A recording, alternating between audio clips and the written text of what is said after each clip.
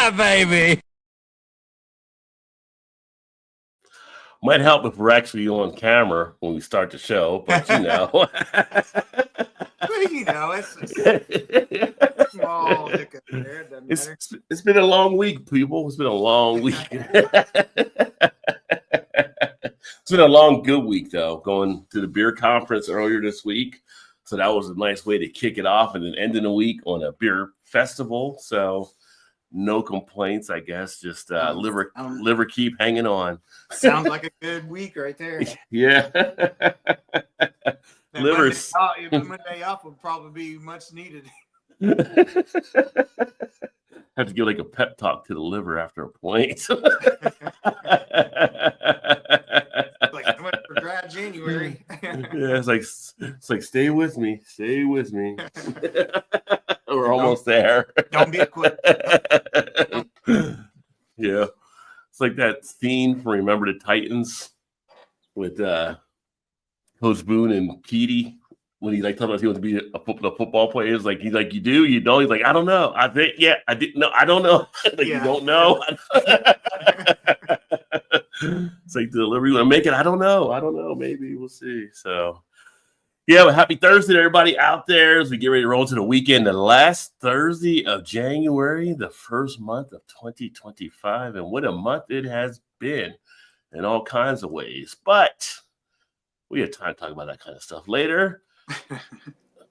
I had to pace myself earlier this week because I was at the Ohio Brewers Conference. Great conference, great event. Met a lot of great people in the beer world. Some great conversations. Got to officially meet Kate Bernat. Got to officially meet Dr. J, who both of them big fans on from the beer community, from the writings and the leadership stuff they do. Gave some excellent keynote addresses, and then a lot of other great commentary and a lot of great people that met that I didn't even know. Like, it's funny because we were meeting people and it's like we were connected, but didn't know we were connected. Like, it was just like interesting. And I met one of the other brewer groups. We went out for drinks and we were like on Untapped. He was one of the brewers. Like, hey, we got like 6 related friends on here. Like, we connected on there. It's like, it's a small world, man. Small world. So that's what I was just gonna say. It's like when you think it's so big and it's like it's really, start talking to this person, that person, and it's all small community-ish. Yeah, and it was like I was talking to one of the women there, and we were talking about different breweries, and we were talking about different things that breweries can look to expand on, and ended up talking about. Remember from Joe D's show, Zach that comes on there from out in Colorado. Mm-hmm. He's usually like in the chair. He's like a perfect. And she was just like, "Oh, you mean Zach? Like, you know Zach? What? I know." What? So it's just funny how we're just relating back and knowing different people out there. So it's a good community. It's a large community, but then it's smaller than you think it actually is. So was it more local people, or is it all over the country? No, it was actually. I mean, the focus was Ohio craft beer, right, and Ohio craft beer scene, but it was people. There were people from all over the country that were there and stuff. So that worked with some of the people out of Ohio or kind of tied together somehow. So I met like a lot of people that do like the hop farms. Oh, wow. Okay. Had a lot of good talking with them. They brought like hop samples, that kind of stuff. So we were like checking out some of the new hops and getting a good amount of the different things you can do with them. Actually, I'll share one of the treats here I brought back that one of them gave me to actually have too. But that was a cool experience. And then now it's like, they're like, yeah, if you get out here, we want to give you a tour of the hop farm type thing. So I got to get to Oregon somehow. I said, well, if I can't get to Oregon, I'll reach out to Beer Man and get him down to Portland because they're like got a huge expansion they were telling me about and offered to get me out there. And I met some of the guys out here in Cincinnati that do some of the grain type farms. I want to be connecting with them to kind of share some of their stories and check out some of the grain operations and stuff like that too. And it was cool. It was just all different facets that we talked. Had people that were making the brewery equipment, people that make different additives for beer. And then, of course, breweries were there. A lot of the stuff that we talked about around with me being involved, like kind of like some of the marketing type things that you can do. So it was cool. It was first time I actually been to a conference, not a festival, but actual conference of the brewing industry. So, cool. I mean, it's just like basically a work conference, but you also have beer while you're kind of doing it. So you can't get like, hammered. You are learning and you're kind of going through some stuff, but it's like little beer stations you would go and get beers in between things. And, so it was cool. Did they talk about any kind of like, you say like, I'm going to get into that later. Don't ruin it now. But did anybody say like any kind of like styles or whatever, the anticipation of like the new thing that's coming up and, on the horizon or whatever? As far as beer styles, not as much as the new stuff outside of, we talked about the percentages of the breweries that have, 35, 40% like IPA type stuff, or what the consumers are kind of drinking as some of the latest styles. However, what we did talk about was some of the things that are making a move that if you're not a part of, you run the risk of being left behind. Things like some of the RDDs, some of the the ready to drink type cocktails, or some of the ciders, and just some interesting things on where these things are now coming into play for a lot of breweries. And that's kind of what I was asking. Is what I was getting at was like, like seltzers or the ciders. Like, the seltzers were on the horizon of like, hey, you better, this is the new thing coming, so you better brew it, or Yeah, and it's becoming a thing. And we had a pretty good discussion around like some of the THC type stuff, which THC is more popular than I even thought it was. I thought it was going to be popular anyway once things got legalized, but it's even more popular now. And in fact, one of the things that they have for one of the stats, it's like the THC drinks are a leading drink among women 65 and over. Really? That is just something they want, something light like that, and get the edge off. They don't want to get like sloshed or have that alcohol type feel, but it's been a leading category out there, and it's kind of like drawing in a whole new market. So grandma likes to get down and get her little THC hit and just relax. What do you say? I'm a grandma? No, you can pass them. No, I was gonna say you can pass them out at work.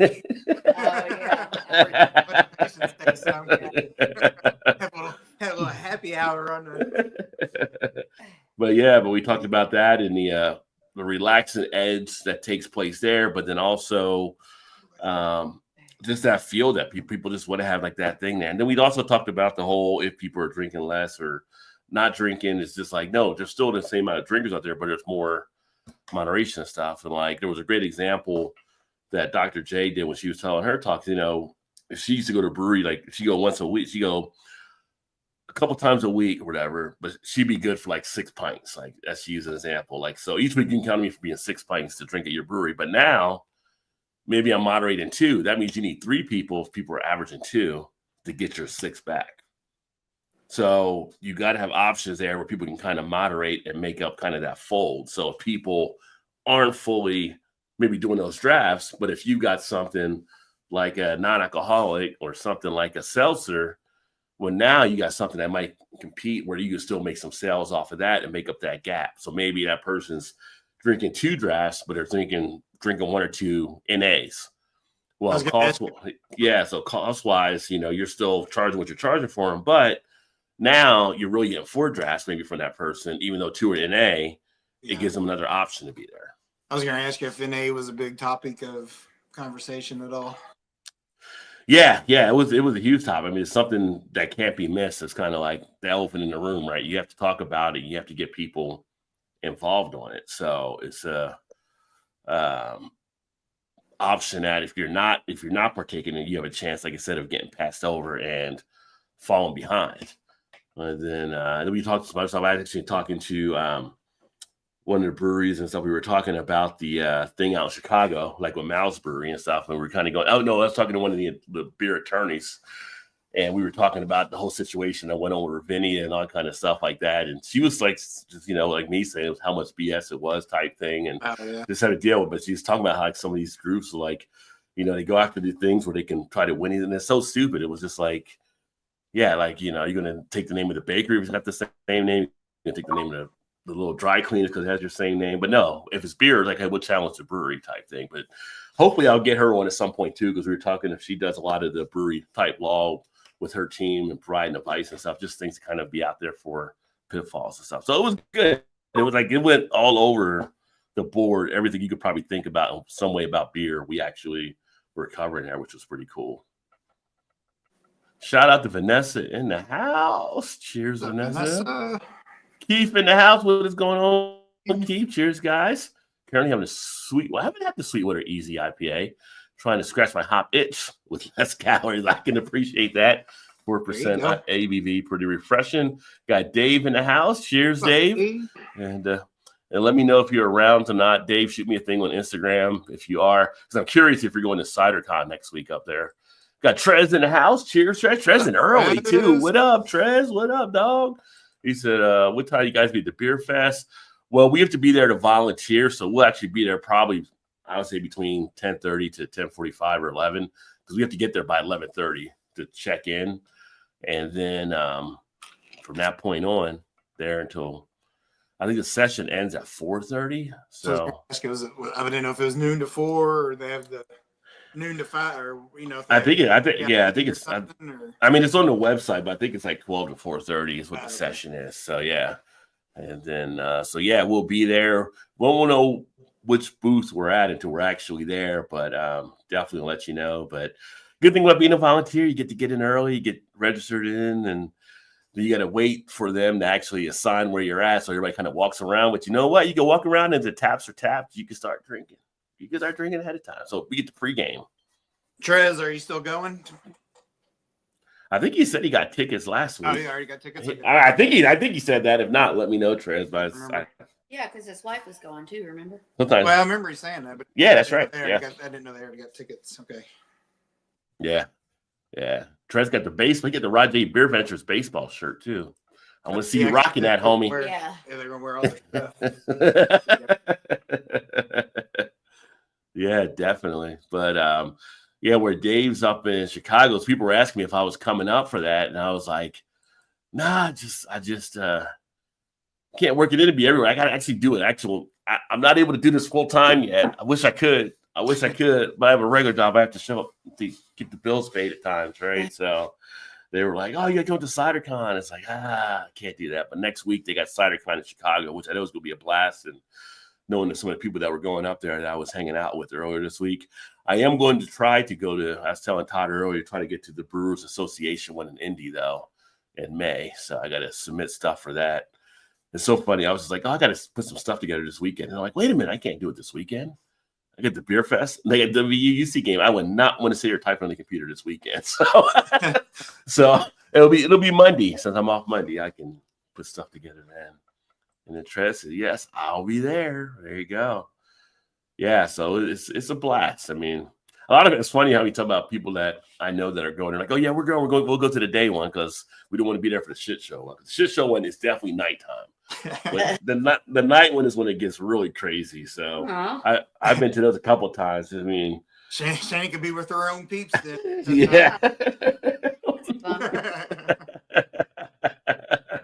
I don't know if it's as bad as Xavier's. It would be downtown Cincinnati, but nobody wants people at 11:30 at night yelling and screaming in the middle of the street when people are trying to drive or sliding down escalators. I mean, that could happen in the daytime, but it seems like the day is a little bit more refrain from kind of doing that. Yeah, we might work it, buy a ticket, and then go to the nighttime.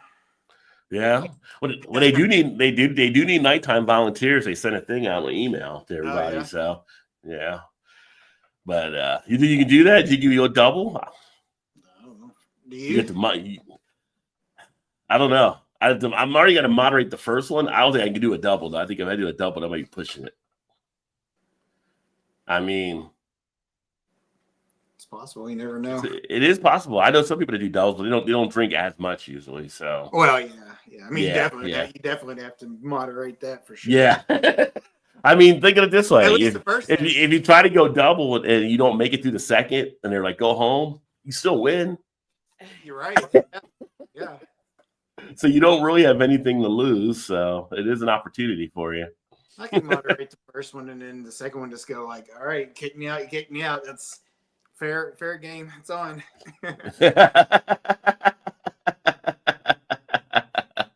Yeah. So we got Ginger's up in Columbus. I was trying to tell him some stuff to go there in the chat and everything. He's on the southwest side. We actually got a chance to go by Wolf's Ridge Brewery when I was up there. You had Wolf's Ridge beer.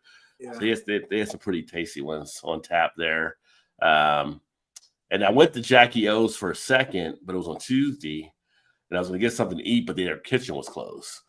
So I ended up leaving. They had a food truck outside, but I didn't want a Mexican food truck, so I went ahead and went over to Barley's and got some chili and a fat old burger over there. You know, burger, when you've been drinking beer, you get that burger, the one where it has like the sunny side up egg or something on it.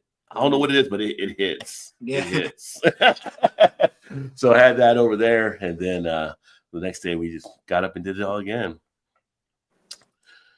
Shout out to JB in the house. Let's all have fun and review some Natty Ice. LOL. Cheers, guys. Trying to get down and dirty with the Natty Ice if you're doing that. Oh, let me see. Clyde, what's up? Imagine telling people to go back to their country, not only they're indeed, in fact, their country to begin with. Brits and Europeans came and did foul shit to take this land. And anyway, I'm drinking Celebration IPA. We're going in. I don't know if we were talking about people in the U.S. or people overseas. So, Probably both. Probably both, yeah. That does happen here in the States when people do that. And it's like, I'm actually from Detroit. What? No, you ain't. So freak them out. Be like, I'm actually from Mississippi. Ain't no way. Yeah. So anyway, speaking of beer, I'm going to crack open one of the Taft's Gavel Banger IPAs and check this one out. Now, I've had this numerous times, so it's not like a surprise, but it's one of the last ones before they closed Taft's Brewporium, which I did find out at the conference. So I thought they might be closing them all down, but the cannery that took over Taft's will actually, I guess, still be distributing these. They have the recipes for them, but there won't be like a Taft's location to really enjoy. So you might still see Taft's, I think, in some of your stores. You just can't go to the brewery anymore. But Taft's was a good brewery here while it lasted. The one downtown with the church and then the Brewporium. And times change. So what are you going to do? Yeah, did it last about 4 years or so? True, Clive. Yeah. The one that was the church was probably, I want to say 5 or 6 years. I don't know how long the Brewporium was, though, that they actually did that. I think that came after they did the church. So, but, you know, you got to go to these places and keep the support going, and otherwise they can fade out. Although it's kind of an interesting location where the Brewporium was, because where it sits at, it's almost like a little bit of a offshoot of like a warehouse type area, thinking like Lagunitas or something like that, but not far from it. There's a residential area, but it's still kind of not something you can just like walk over, kind of just think about. We'll take a walk to blah, blah, blah. Like you got to drive down or come off the highway to kind of get there, right? So it's not like something like when you go downtown Kentucky and it's Braxton there, or something, even like say a Mad-Tree, you drive a little bit to get there, but when you get there, it's like it's still built a community around it, right? So it's a little easier. So I don't know. It was just kind of in the church one, downtown had been hurt for years, especially after the pandemic when people were like not coming downtown anymore. So they were kind of up against it then, I think.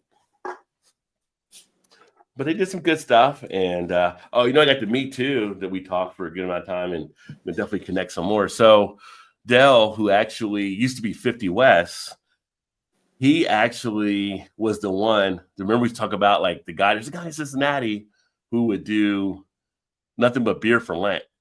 Yeah. That's who it was. So we were sitting there talking about all that stuff. Yeah. He left there. He goes, he did 16 lots. He's doing some other stuff now, but it was just funny. He said he still does it, but it's like he doesn't lose as much as he used to.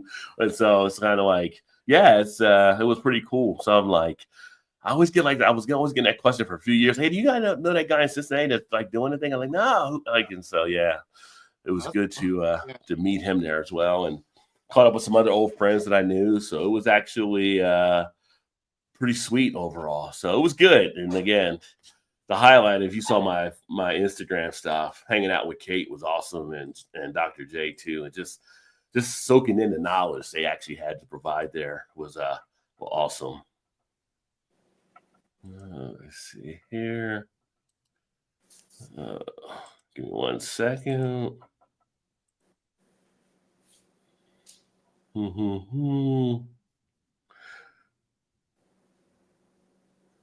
I was looking at something else there too in the chat.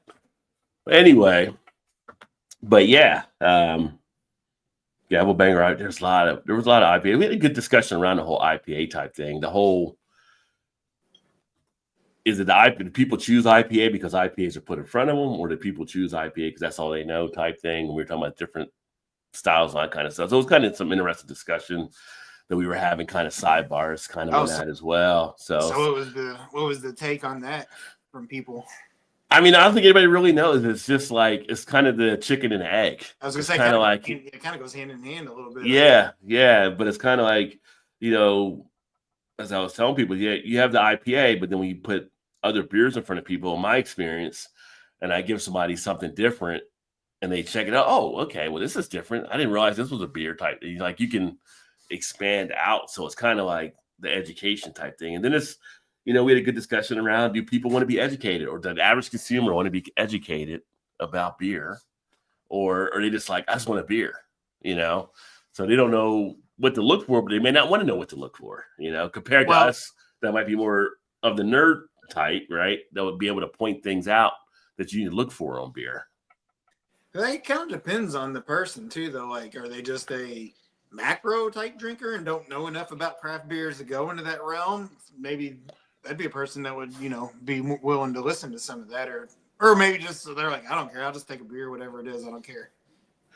Well, some of them may not know the questions to even ask too. Well, I mean, that's true. So it's kind of like, and then we also had some pretty good discussions around the service at some of the breweries and people not being trained what they need to know. Where's that falling at? Because we've all had all of our situations that we kind of talked about where you go to a place and the person may not know anything about the beer that you're actually ordering from, and then it's like, is that on that person? Is that on the business? Is that like something that most people won't ask, and maybe we're just looking at different because we know about beer type stuff? And I don't know, that was kind of interesting. But at the same point, it's kind of like you have to have the general consensus, employees should have a basic consensus of what they're serving, or somebody there that they can turn to on what they're serving. So right, yeah. So like the discussions were great. I mean, it's just, I can't say how impactful it was to actually be in the room there and to pick up a lot of that. And then also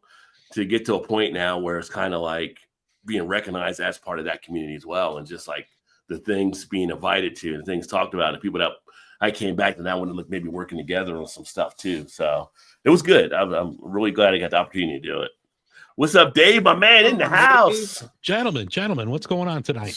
Cheers, buddy. How you doing? Good. How's everything? Good. So are you going to CiderCon? No, I don't think I'm going to have time to make it. Okay. I know it starts, the week starts Monday.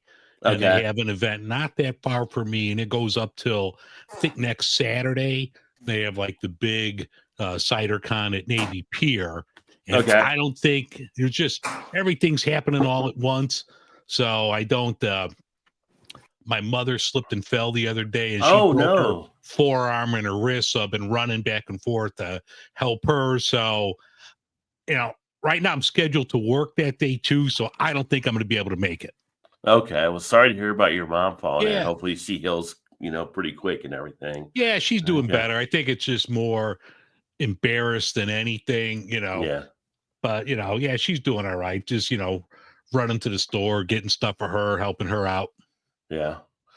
Well, we're going to, I got to get all resettled back in and stuff because this week's kind of a little bit crazy. I was talking about it earlier. I don't know if you heard me, but I had all of that. And then we get the Beer Fest upcoming. And I got like the big basketball game on the weekend. Mm-hmm. And I got to unmute you, Tyler. There you go. And then I do got to connect with you because the connections I made there are going to be some good people you'll want to talk to as being guests on the podcast. I talked about your podcast with some people there because we did have some people down from Chicago as well. So, all right, cool. So it was pretty cool, like just meeting different people. And I mentioned in our Instagram type chat, I had somebody from one of the North Carolina breweries in Charlotte, and so I ended up going down there for the summer and stuff like that. They were like, yeah, we could try to get you guys up to our thing down there. And I was meeting people from different hop farms that were like, definitely want to connect and do some stuff. And the grain stuff was pretty cool too. So it was great, just all different connections. But, Kate and, Dr. J, and to meet them in person and talk, it was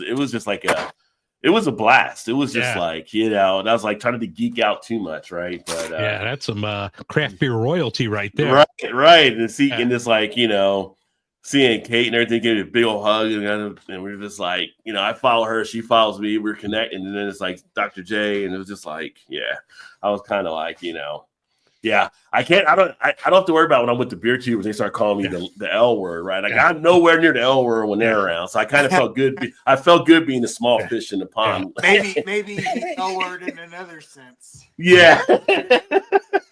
And just soaking all the energy and stuff. But yeah, it was good. It was cool. So I would definitely recommend for anybody that's like for what you're doing, Dave, and like some of the other guys. And if you're doing stuff, you're in the beer type thing, connect with those guilds in your state and look to be a part. I know you got a good rapport with in Illinois and stuff, but it was just awesome.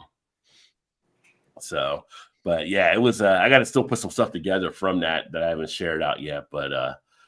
Good event. Emerson says up, Ronton. Cool guys though, no chicks allowed. Shannon's in the background. You better watch out, Emerson. She went in the room for a minute, so you're good. Nothing but testosterone and fancy beers. Let's get it on. Cheers. Yeah, I can't stay too late tonight. I got all mixed up with time. I'm like, I got to put a podcast out. So, yeah. I'm like, all right, I could jump out for like a half hour, but I got to like edit the rest of my stuff down. Yeah, you didn't do one for this week, right? Because I didn't have one out last week because Ruby's sisters were in town from LA. Yeah. So it was just, running around doing stuff with them, doing stuff with my mom. So I didn't put one out last week, but it's like, then you miss a week and then you kind of forget about it. And it's like, oh shit, I got to get one out. Yeah. Oops. Yeah. So you're usually putting those out on Mondays, right? When you're doing them? I've been putting them out on Thursdays. Okay. But like starting in a couple of weeks, I'll have a new schedule at work. I mean, I'll still be working in the morning, but I'll be off Mondays and Tuesdays. So the podcast will probably come out on one of those 2 days. Okay, cool. Yeah, and if you guys haven't checked out Beer in Front, make sure to check out the podcast or the YouTube channel, because you're putting the podcast on YouTube as well too. So yeah. And Trez said he has to roll out of work to be back at 9:30. All right, Trez, we'll probably be on for a bit. Tonight won't be one of the longer type nights, most likely, just because Todd and Shannon will be up here tomorrow. So like to make sure you're well rested and stuff, and we get together and for Saturday and everything. But we'll go for a bit for sure. Alex, the Beer Master. Cheers, Alex. Great to see you, brother. Don't you start throwing out that L word. Don't put that L word out there, Alex. You are too, brother. You're the legendary Alex, the Beer Master. Hey, Creighton, what's going on? North Carolina checking in. Woohoo! Too many breweries. Is there really too many breweries? Is there really too many? North Carolina. Creighton, do you know how many breweries you have in North Carolina now? Ohio has like 400. Dave, do you know how many you have in Illinois at all? Have you We had, the last I looked when I was doing the Drink Illinois beer, it was 300 and change. And that always fluctuates, but it's over 300 and something. Yeah. So it's huge. But obviously North Carolina is going to be huge in what they have there too. And good high quality. Like Bobby Boucher, high quality beer.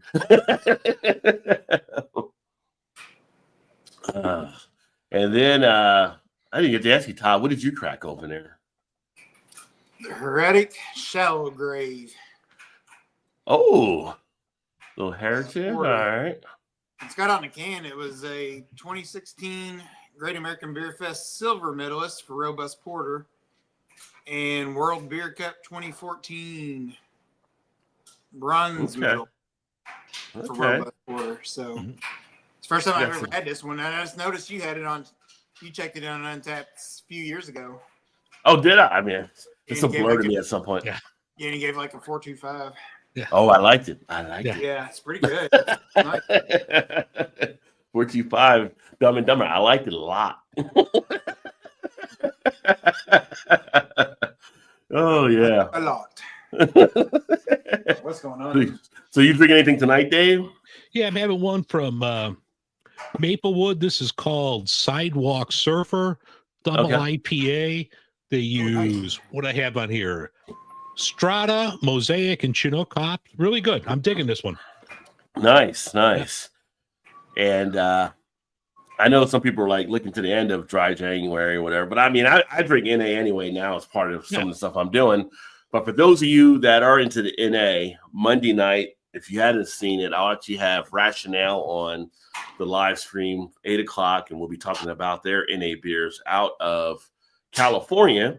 So they actually has sent me the one I did before, the Coast Style, which was actually a really decent NA beer. But they also sent me the Mexican Lager. So I'll be actually sharing that one on Monday, and we'll have a conversation with the CEO and talk about what they're doing. If their lager is as good as their Coast was, I mean, I've had more from Go, so Go's got a nice repertoire stuff going, but they're definitely in the right track where they might be another one behind Go that starts to really build up stuff. Yeah, so I'm looking that's forward good. to that More to merrier. Yeah, some good stuff there. It's weird, like the big name Athletic, and maybe it's me, but like to me, they're kind of underwhelming.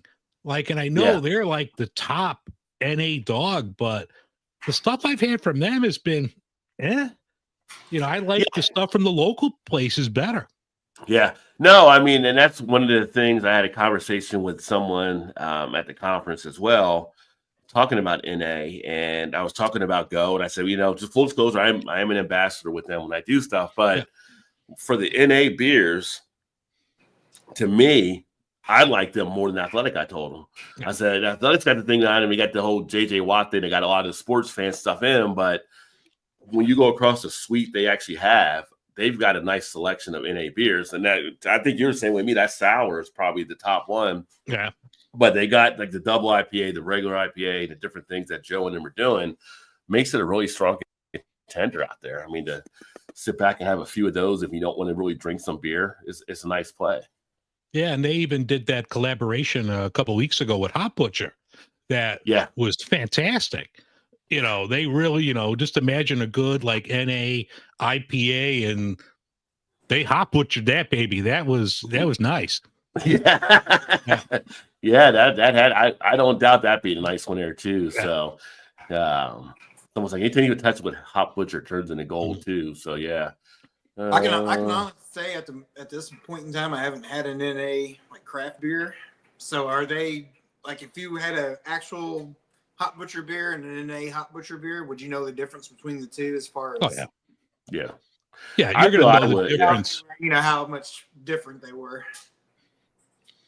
Yeah, I mean, you definitely feel and taste the alcohol, especially on like a double IPA. You're gonna get that 8%.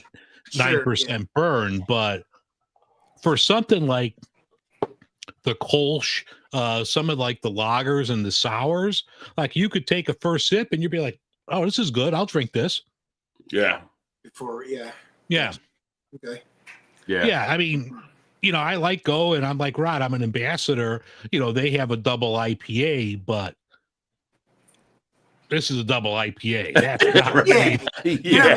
I know it's not an apples to apples type thing. I know it's a good comparison, but I just meant like when you're just starting out, if you had one or the other taste wise before the alcohol, sits in, starts hitting or whatever. I didn't know taste wise if they were to that level with the alcohol in them is what I was getting at. Yeah, I think for some that the NA, like you talk about them, their IPA or double IPA, like you can get that hop thick sensation. Mm-hmm. It's not the same, but it's enough to like get you over that hump and kind of, if you feeling like you wanted that hoppy bitterness, you can actually satisfy it pretty easily with the NA beer. So yeah. And then Alex said, "When they get together, my friend, I don't know when that'll be. Just let me know when you want to hang out." Yeah, definitely. Yeah, I mean, with us moving back to Cincinnati now, when I get back up there, it'll probably be for a longer stint. So actually, when I come up there, I might have more time to try to get together than when I was up there before, when it was just a run up the highway and back down. Creighton, I'm on Lake Norman. Where are you at? Huntersville. Oh, shit, that's pretty close. As Jay in the house. What's up, Az? What's up, Aaron? Right across the lake, Creighton. There you go. Uh-oh. I see beer friends in your guys' future. Yeah. I see new beer buddies. Oh, Mount Islands. Like, Lakes will get your leftovers. Yeah. Do we just become friends? Yes. Yeah. And it all happens right here in the Rajay Beer Ventures live stream, bringing the world together, one beer at a Yeah, time. that's right. Yeah. Yeah. Yeah.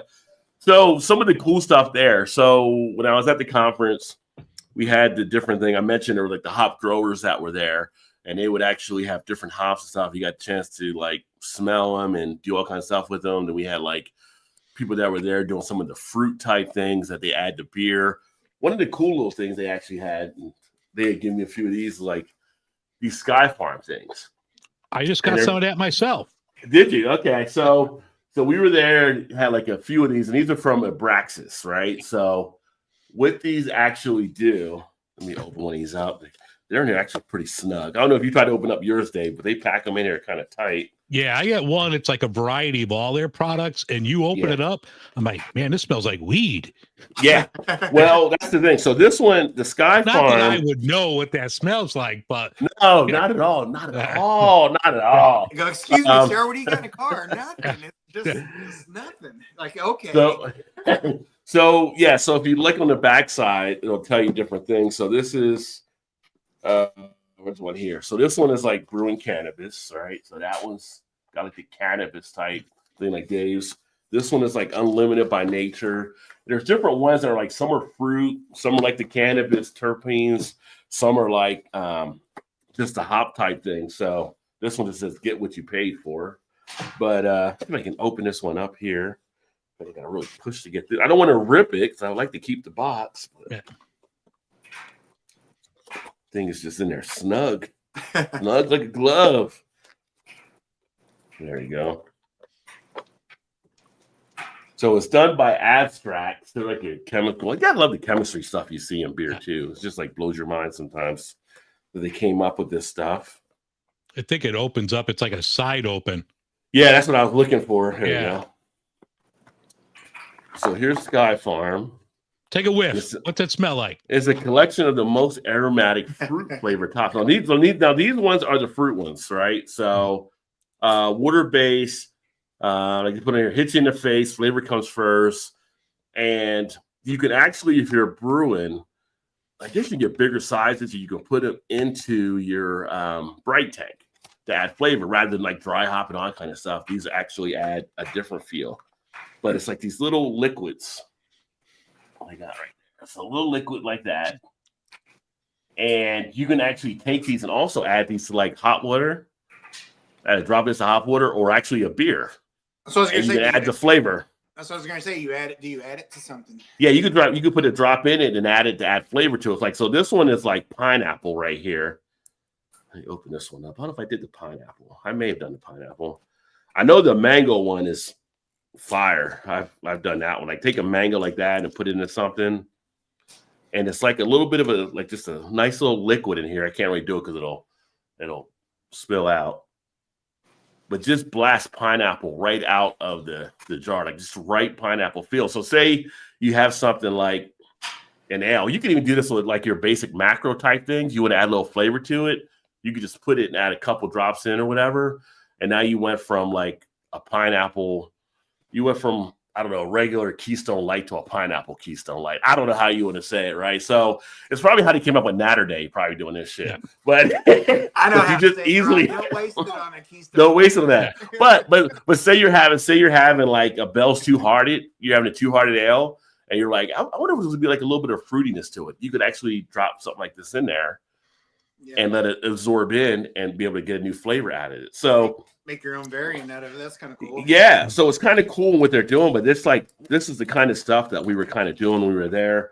There's the one that are definitely the cannabis type feel as well. So if you want to add a little bit more dankness to your IPA, you can actually do that as well. But it was just a cool concept there. Yeah. So I haven't messed with them yet. Everybody was kind of more sniffing them and stuff when we were there and everything. But as more and more things are coming out kind of to move technology in beer, that's one of the cool things I thought was out there as well. So yeah, I reached out to them when I saw the fruit ones that you have, and I sent them an email like, hey, I do a podcast, I'm interested in this. And the person was like, just send me your address, I'll, send you out like a sampler pack of variety. So I picked it up last week. So I'm going to have to like reach back and try to get them on the show and talk about that. So I haven't opened mine up yet because I kind of wanted to wait and see if like they were to come on and, Yeah. but I want to do some hop waters with it too. Yeah. Well, I mean, again, that's something we could talk about because I have the contacts for the people that are kind of running this now too. Yeah. So I can get you the right names so you need to get a hold of and get you off that customer service line and get you start up and work your way down rather than start down and work your way up. They're like, you know who I am. I was told to call. I go right to the triple dog there every time. Oh, you see here. Comments, hit right on. Yeah. Cool. So I got all the comments there updated. Always got to check because you guys type quick sometimes when I'm not looking. But but that was a cool highlight there. Learning about some of the grains were kind of cool. Just one of the companies, Malt Europe, we were going through stuff and met Rick, real nice guy. We just hit it off right from the bat. He would just give me the whole rundown and the history and stuff they're doing. And the grain world in itself is just like so involved. And hopefully, because we talked about us getting together, because he's actually in Cincinnati as well, we'll get together and I'll get out to his place and check out the grain operations, be able to share that stuff for some upcoming things on the channel as well, get him on to discuss stuff. I know he was interested in doing that too, and might get her hit the golf ball a little bit and do some stuff too. So it was great. It was just awesome. It was just like such a great connecting experience. So if I can get around the country more and more, I would love to see some of the other people spot where I'm at. But hopefully it'll be the beginning of the next chapter, what I'll be bringing to the stuff here on the channel. So, which I'm a month away now from 10 years, a month away. Can you believe that shit? Got to start preparing the 10-year anniversary. Also got a chance to hang out with Aaron Gore, great guy. Aaron, now he's doing stuff with the fifth ingredient Beer 30. But Aaron is actually the secretary on the board of the American Craft Beer Hall of Fame. So we were having talk about that. So they got some pretty good breweries lined up that they're going to be visiting on I want to say it was the 14th. I just thought about that. That's Valentine's Day. So maybe it's not the 14th. It might be. But they will release the all the names of who got into the Hall of Fame. So that was kind of cool. And we were kind of talking about some of the list type stuff. He couldn't disclose anything no more than Marty did when I talked to him. But I was trying to get it out of Marty on Saturday when I met him. Marty was tight-lipped. Yeah. He's like, I don't even know. I don't even know if he actually knows all. He knows like all the names people were trying to put in, but I don't even know if he knows who the winners are. It might be like in a sealed envelope under some security glass somewhere. Oh, he said he knew. Yeah. Oh, okay. Well, he's secretary of the board, so. Yeah.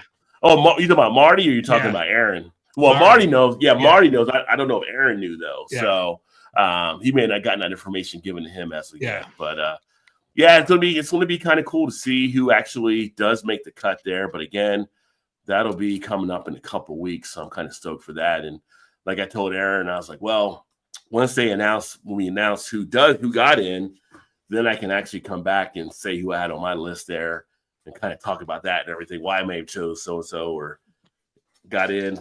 You know, everybody on the list deserves to be in there, so I can't say nobody doesn't. If you've seen the full list, you would agree, I'm sure. So.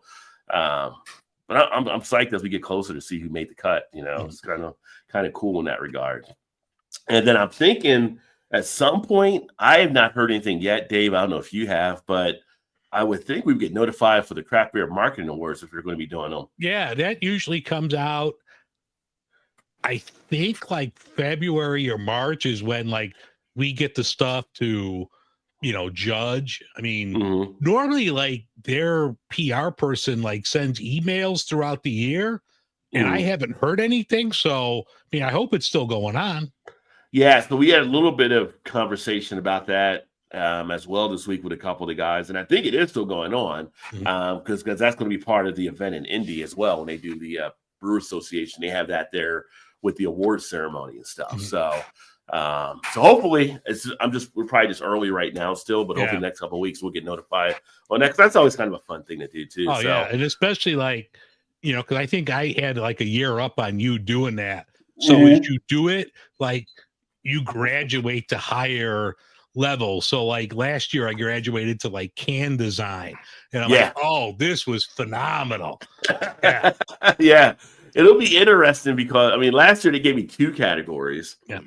But I like what they're doing because they're kind of, I think, trying to tie into where people make. So for me, the first year I had like package or marketing design or something, but then from the social media stuff, last year they put me into a social media category along with one of the marketing design things, which was pretty cool. So you play to people's strengths, right? So that's pretty smart on their part and everything. So, but yeah, who knows? Maybe one day we'll be nominated for something and we'll be up there too. Yeah. So.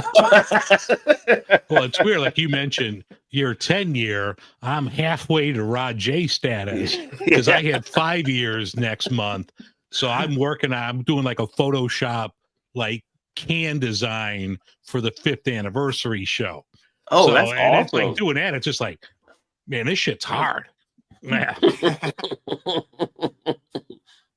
Yeah, it's not glitz and glamour, folks. They're definitely Yeah. gonna put some hard work into it at times for stuff to get done. But yeah, I was talking to JB earlier a couple months ago. He does Northern and Southern reviews over in the UK because he just went to his 10-year.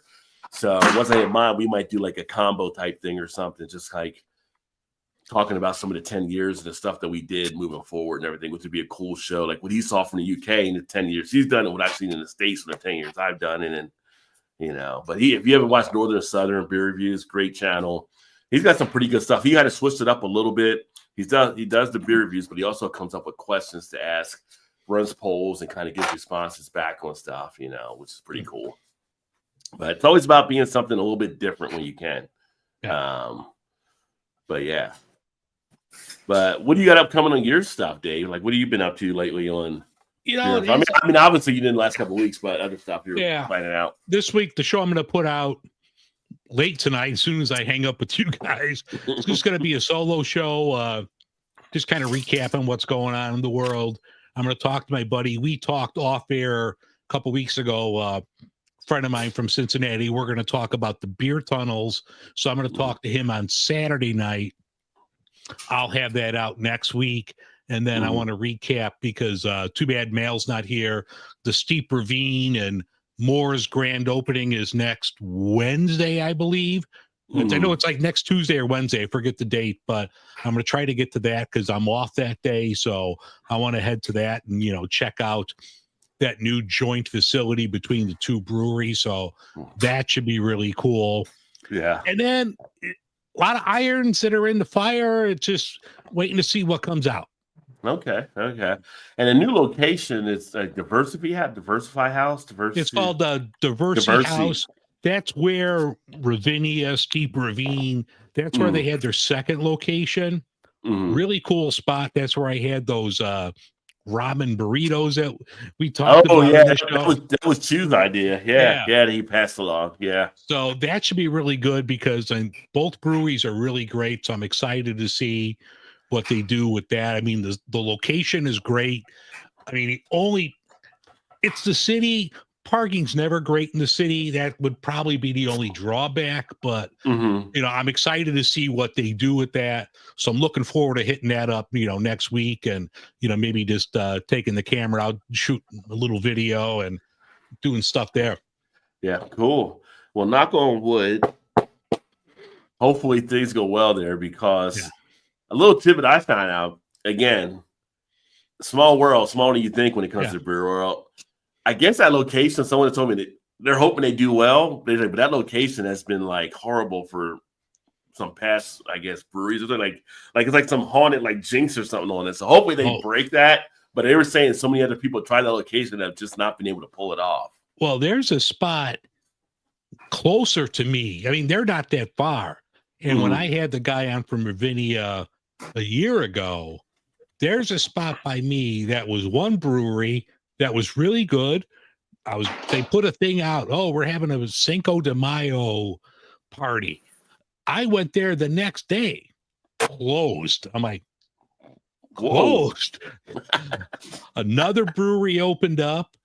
Ravinia was supposed to take that over, and I think they even signed the papers, and then things fell through. Another brewery took it over, and it burned to the ground. So, jeez. You know what they should? They should do something where they have like a priest out there to give blessing on it before they actually cut the ribbon and go in. Some holy water. So like right now, it's just an empty hole. Yeah. Well, hopefully they break that routine. Yeah, they were telling me, I forgot who was telling me, it was one of the people from Chicago, was saying that location's been kind of almost like a haunted spot to try to do something in because there's been so many struggles out of it. But yeah, if it's still standing, it's not as bad as the other place. Yeah, true. It takes the right thing to move in, Yeah. The right clientele to cruise through and I mean, it's a good spot. They got it's pretty wide open. The kitchen should be good. I don't know if it's going to be like a collaboration with both breweries as far as the food, but I mean, it's a cool spot. It's good that it's a black-owned brewery joining forces with, Steep Ravine. So, I mean, that's cool to bring to the north side of Chicago where people who might not have had, Moors or be able to have it. So, I mean, I'm excited about it. I'm looking forward to it. Yeah. Well, I mean, two small breweries getting together to do that. It's definitely something we've seen from other breweries from across the country, that get together and share space, co-op, so to speak. Yeah, I think that might be the way to go in the future. Yeah. And, and I think they planned both that maybe like 10 taps on from each other or something as the goal. So, it's just still feels kind of weird saying Steep Ravine, but it is what it is. And I don't think you were. 10 total or 10 from each? 10 from each. Oh, okay. Yeah. That'd be nice. But then I was saying earlier, I don't think you're rolling yet, but I was talking to one of the beer lawyers at the conference about the whole thing there, just like how much BS it was and how they do. And she was just like, she's like, you see like these things happen with some of these things out there, and it's just like, they come with these deep pockets and they try to just knock you out. So hopefully I'll get her on at some point and talk about some of the legal advice or legal things from stuff for breweries and stuff too. But it's just crazy. But I'm glad he got past it and just hoping that he can be successful from it. But it's still the one article I read, and I haven't talked to Mal on here, but I know like the one article I read was that the music festival was, I think, going to help with the signage and everything to like help fund that, because that's not cheap either. You got to like totally rebrand, do a whole new marquee and everything out front and everything else. So hopefully that's not all coming out of Steep Ravine's pockets. No, I know they were contributing financially in some aspects of that too. I didn't know how much they were doing or total thing. Mal's been a little bit out of commission right now, but I know they were putting something toward that kind of as part of this settlement or whatever. So hopefully I'll see Mal next week. Hopefully she'll be there.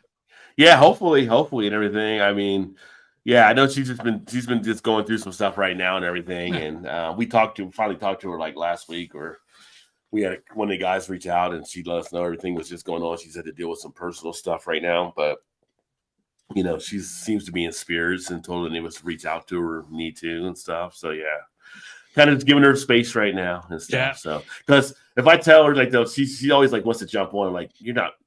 Go rest. Go lay down. Go. So.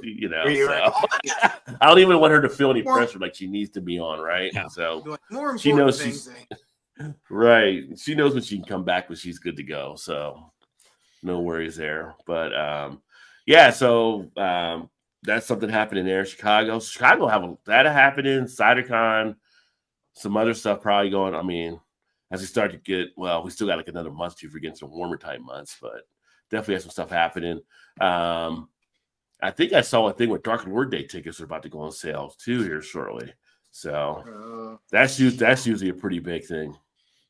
That's an expensive Uber ride. Days, it is an expensive Uber ride. Yeah.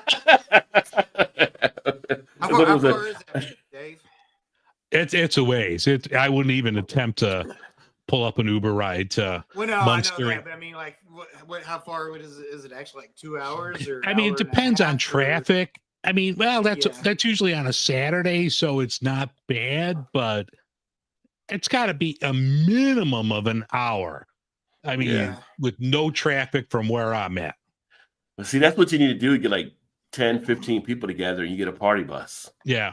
And I've been talking about it for years, just wanting to do that one Saturday just to check it out. Yeah.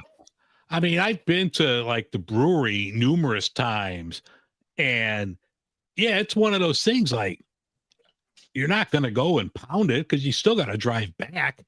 You're right. Yeah, although it seems like there's people that definitely still do it. They just lay on the floor Yeah. like this. I'll be here for the rest of the night. Yeah. I'll take an Uber to Cuddle Valpo here, and get a cuddle hotel here. in Valparaiso. Yeah. Right. Yeah. Yeah, that's one of the ones that's definitely on the list to try to do at some point there. But that Great American Beer Fest, and apparently Great American Beer Fest, they're doing some different stuff there. I mean, they're to the point where they've got to also bring in some of the RDTs and some of the seltzers and all that kind of stuff now too. You know, that's starting to eat into what they're actually doing there. So at some point, it may be Great American Beer and Miscellaneous Fest. I don't know because it's just that's just the part. That's the environment we're in now. Great American Beer and Friends. Yeah. Yeah, so we'll have to wait to see. But yeah, I'm pretty psyched up from the stuff that I heard there. Also, Dr. J gave a really good layout on the land on stuff. Well, actually, Kate did too, and Dr. J played off of her presentation as well. But the optimism is still there about business that can still be done. You know, a lot of people thinking, oh, the beer, is there a bubble? Did everything happen? Blah, blah, blah. And it's kind of like, no, I mean, the consumers are still out there. It's just you make do more to actually pull them in, or you have to do other things to make your spot more attractive. But it was definitely more of an optimistic type feel. I mean, that number that we lost 300 than we gained, yeah, it's a number out there, but it was like contraction. So a lot of people kind of feel like it was baked into the cake for a lot of folks, right? So, but yeah, some really good discussions, just kind of the different things. And so things you may be seeing coming to some of the breweries, the beers, the seltzers, the ciders, the NA, the THC drink. THC is going to have to be in some of them at some point, because a good point brought up was like some people want THC drinks, but they don't want to go to a distillery. Yeah. And if you've never been to a distillery, to go to a distillery can be a pain in the ass. To get there, you got to wait for all that time. You can only get like some distilleries, you only get like 2 or 3 people in at a time, right? And they got to be in the back room. You got to go in the. It's like, so in some states like Minnesota, the goal was now getting them into some of the brewery in different locations. And if other states can fall in line, then that'll be an option that some breweries can have too. So, well, now did you see? And I haven't tried it yet, but they're doing an offshoot where it's a THC and a beer. So instead of like a THC seltzer, it's like beer flavored. So let me pull up the name of it real quick, but it looks intriguing. I haven't had a chance to try it yet because I can't, but some people might be able to. yeah. Let me get the name of it, but I know like Joe's doing it with Go. Okay. And welcome back, Vanessa.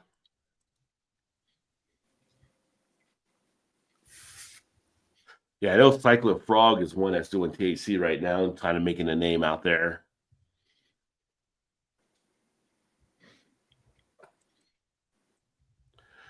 But it was kind of interesting too, because when they talked about THC, they talked about like just the dosage you have to get for like a 0.3. You know, like one point was made in the one presentation. It's like if you were to take a hit off a joint, then the equivalent was like, that would be, I don't know, 0.25, 0.3 THC or whatever, where these THC drinks are less than 0.3. Like it's like so little, like it's just like you get a little bit, but you're not getting the whole high feel with them. Yeah, I was going to say what the equivalency was in liquid form compared to what it would next, Yeah, so I mean they're doing because you have to be under like the 0.3 to get the Delta 8 basically to get the thing where it's not considered into the marijuana fully being legal type thing. Right, So yeah. so the way they kind of related it out and everything, but it's kind of like you'll get a little bit of a mild type feel, but it's not like a heavy type feel. So you literally, if you were drinking a can of this THC and you were smoking the joint would definitely hit you more than what the can kind of thing was, which makes sense because I've had like a THC one from Cyclone Frog before and didn't really feel like too much. But I've had a THC beer where it was dosed up more and that you did feel. so it is a difference. Yeah, the new one from Go is called Easy Man, and it's a 3 milligram THC, but it's instead of a seltzer, it's like an NA beer. Okay. Huh. I haven't seen that one yet. I'll have to take a look to see. Yeah, if you go on their social media feeds, you'll see it because I know that it's like an offshoot. I think they're doing it as a separate company, even though it's still under the same umbrella. But it's just like, that's interesting. I might have to get my correspondent to try that one day. Yeah, right. Yeah. I wonder if they can get those in the Costco, right? That might be a little harder, but we'll see. Yeah. Yeah. Oh, but that's another brewery closed down near me. 2 others further downstate too. Yeah, I mean, you definitely got that happening. I used to perform the hemp bale moisture tested on the hemp pulp as it was delivered to the paper mill. Vanessa, what haven't you done? You're right, exactly. Vanessa has done everything. Yeah. Vanessa would have liked these. She wasn't here earlier when I was showing them, but she's like science and the chemistry type stuff. So this is something I actually brought back from the beer conference, Vanessa. Oh, I put it back in the box. It's gonna be a pain. Oh no, I didn't. Different box. What's in the box? I put in there. Yeah. But this is like one of the newer things now, Vanessa, where they basically have put in liquid form different things you can add to your drink, or for breweries, they can actually brew with it. Like this is pineapple, and you drop in, it just it blows it up with like a great pineapple aroma and taste that you add into it. So you can literally change the flavors on some of the things you're drinking. The hop water would be one I'd definitely be interested in trying, though, like you said, Dave, because I don't feel like I feel like hot water by itself, from what I've heard, it's kind of like definitely a mixed thing. But if you can start getting the flavors in there, that would definitely work. Yeah. That's one of the things they talk about when you pull them up online. They'll say like you could put it into a packaged beer or for hop water. Like yeah, because the hop water itself is kind of like almost like a neutral type feel, but now you can dabble this in, and it's fully soluble from what it is and stuff. So. All right. Well, I'm going to finish editing my thing so I can get that out tonight. So, guys, thank you so much. Todd, Rajay, Shannon, if you're in the background, my wall still empty. And I'll tell her that she's not here at the moment, but I'll let her know. All right. I got some work to do. We'll get something out to you. All right. I better be getting my Shannon specials tomorrow. All right. My wall's still empty. If Shannon is still here. All right, guys. Have a good night. Enjoy yourselves over the weekend, gentlemen. See you, Dave. You too, Dave. Have a good one, sir. You too. Bye. Yeah, I'm gonna need those Shannon. I need those Shannon things. Ring her hair. What'd she say? What? She said she wasn't gonna bring any. Oh, you are. I'm still learning. Well, Todd's bringing them in. Yeah, I'll bring them. Well, she's always gonna be still learning. Yeah. She's a life learner. She's a life learner. She's always going to learn. You're a life learner. I know exactly. That's what I mean. Yeah. We'll see. Yeah, having the flavors are definitely pretty cool there. Something different. When this said bye to Dave as well. Found out a marshmallow company used a pistachio flavoring. Good if you have a nut allergy. Yeah. That's technology. Here's one she just did. Is that a new one? Yeah. Might be upside down even, actually. Here you go. Oh, okay. So it's above the clouds because before I was like, Yeah, yeah. I had it upside down. Yeah, I had it upside down. And the clouds are being reflected. Oh, it's not finished, she said. It's not finished. Well, no, but All just right, that's get a okay. little sneak peek. Yeah, You know? okay. Our minds want to know. Right? Always learning, Vanessa. Always. And Az says, I've seen Shannon's art and it is great. I agree, Az. Nice art, Vanessa says. So, yeah. So, I expect to see a picture get to the house tomorrow or Saturday. Probably tomorrow would be better because Saturday, I don't know what I can carry Saturday. What's up, Kettle? Cheers, my man. Yeah. Yeah, we don't need you following any ditches or anything like don't need that happening. Walking around the beer fest, have you seen my drawing? You see my drawings? They were right here. I wonder if I can UPS this from Xavier to home. Can UPS do a pickup? I'm gonna get an Uber just for the painting. Like, here, get this to this place right here. I'll be there in a little while to pick it up. Oh yeah. Oh, happy Thursday, Kettle. What are you drinking, my man? What do you got going on over there? What have you been grilling lately? Speaking of drinking, I'm gonna grab me another beer. Yeah, you grab one so I can grab one. And we actually almost had a little bit of grilling weather here a couple of days ago when I was out of town. Trez he'll be back in like 20 minutes, but he put up an Instagram photo. He was enjoying a cigar. It looked good. It's like, oh, if I was home, I could be at a cigar on a new apartment deck, but I wasn't, so I couldn't. And Columbus was not warm. It was freaking cold and windy up there.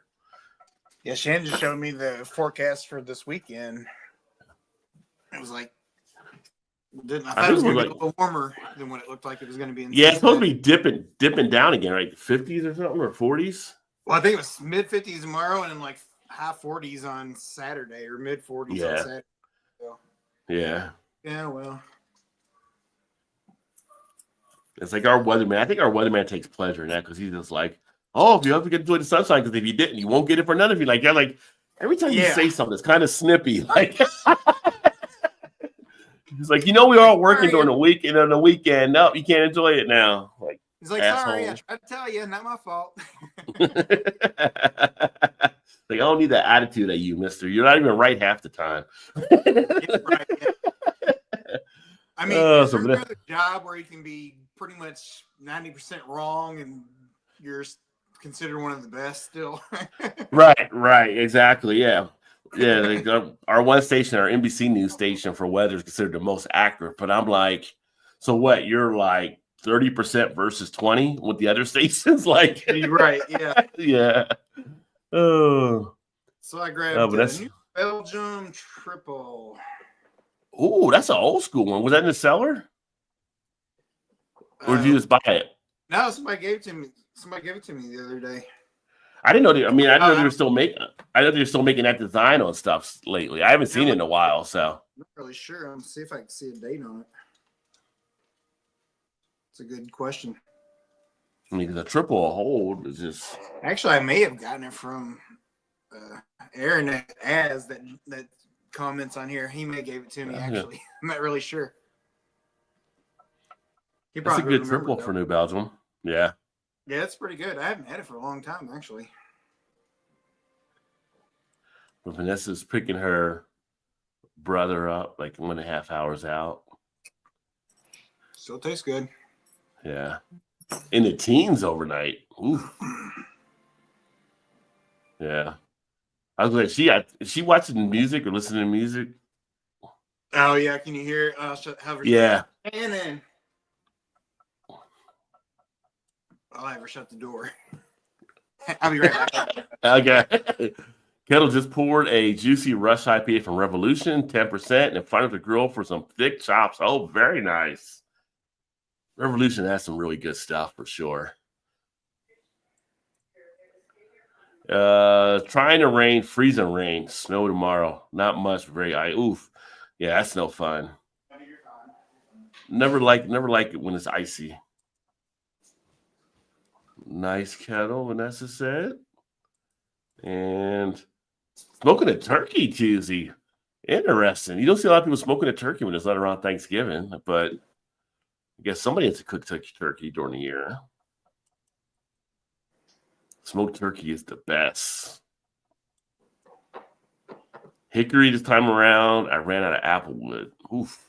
Either one of those can work. Vanessa smoking a turkey this Tuesday, Todd.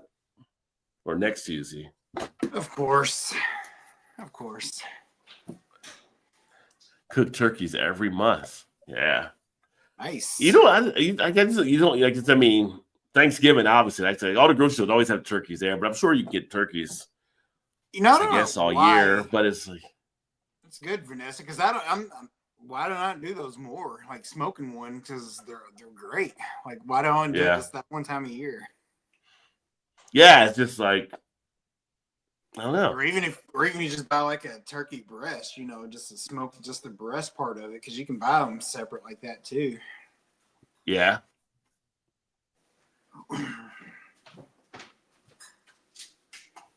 Drinking the Beast Bi-Coastal IPA from Lagunitas, pretty good, but not a Maximus. Yeah, Maximus is pretty solid. I don't think I've done the Bi-Coastal. I don't think I have either. The Maximus, so yeah, I do like that one. Damn, Kettle, that does sound good. I'm mouth watering right now. I know. Turkey breast wrapped in bacon the other day. For some reason, I always come away on Thursday nights hungry, and I don't know why. I almost brought some bacon wrapped jalapenos a couple weeks ago. I need to pick them up, put those in the air fryer. Those are real good. There you go. They get the sour cream tucked inside them. Yeah, it's that sour cream or whatever. It's that cheese or whatever they put into it. Nice. Yeah, I like enjoying those. Much better than getting like the breaded freezer stuff that you microwave or something. So yeah. Neighbor, my brother and his wife got some turkey.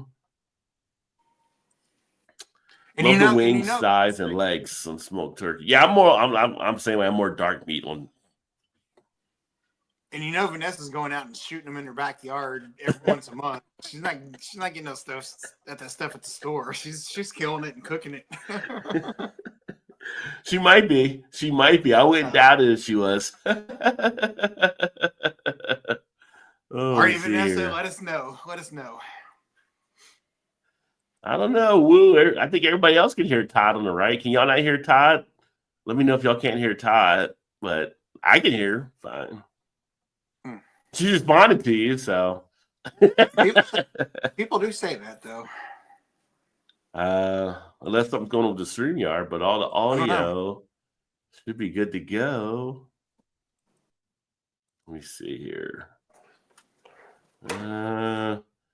Maybe Todd's a little lower or something. But yeah, everything is set to be on there. Turkey season spring, 5 turkeys. Oh, so you got to wait till then when you can hunt. That's that she hears you fine on her end. I think Todd's plugging in something there. And I've never done it, but had it when a friend made it. Oh, nice. Oh, good audio and video here. Okay, so I don't know. Everybody else seems like they can hear Todd all right.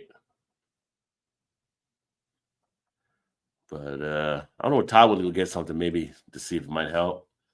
Wild turkey, so tasty. So if you make wild turkey, I lied. Oh, the audio was fine. Okay, woo.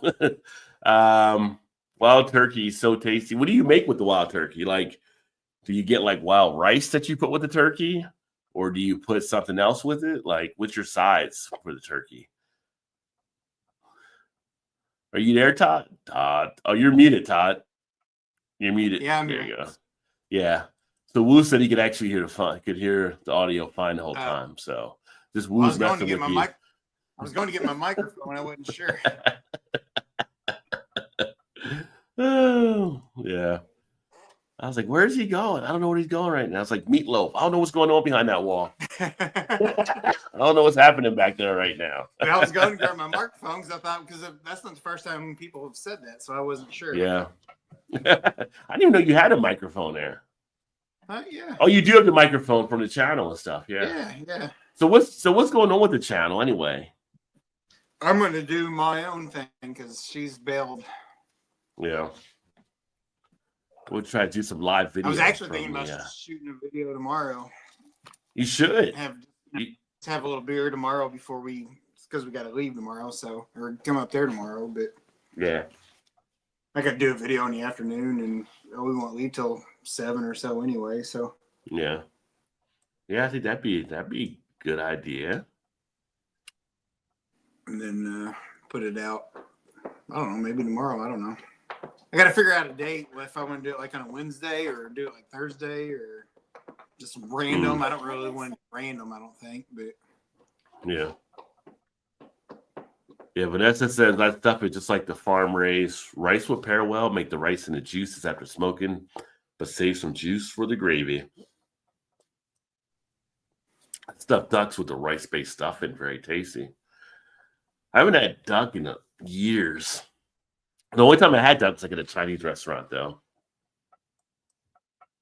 I do remember being a little gamey.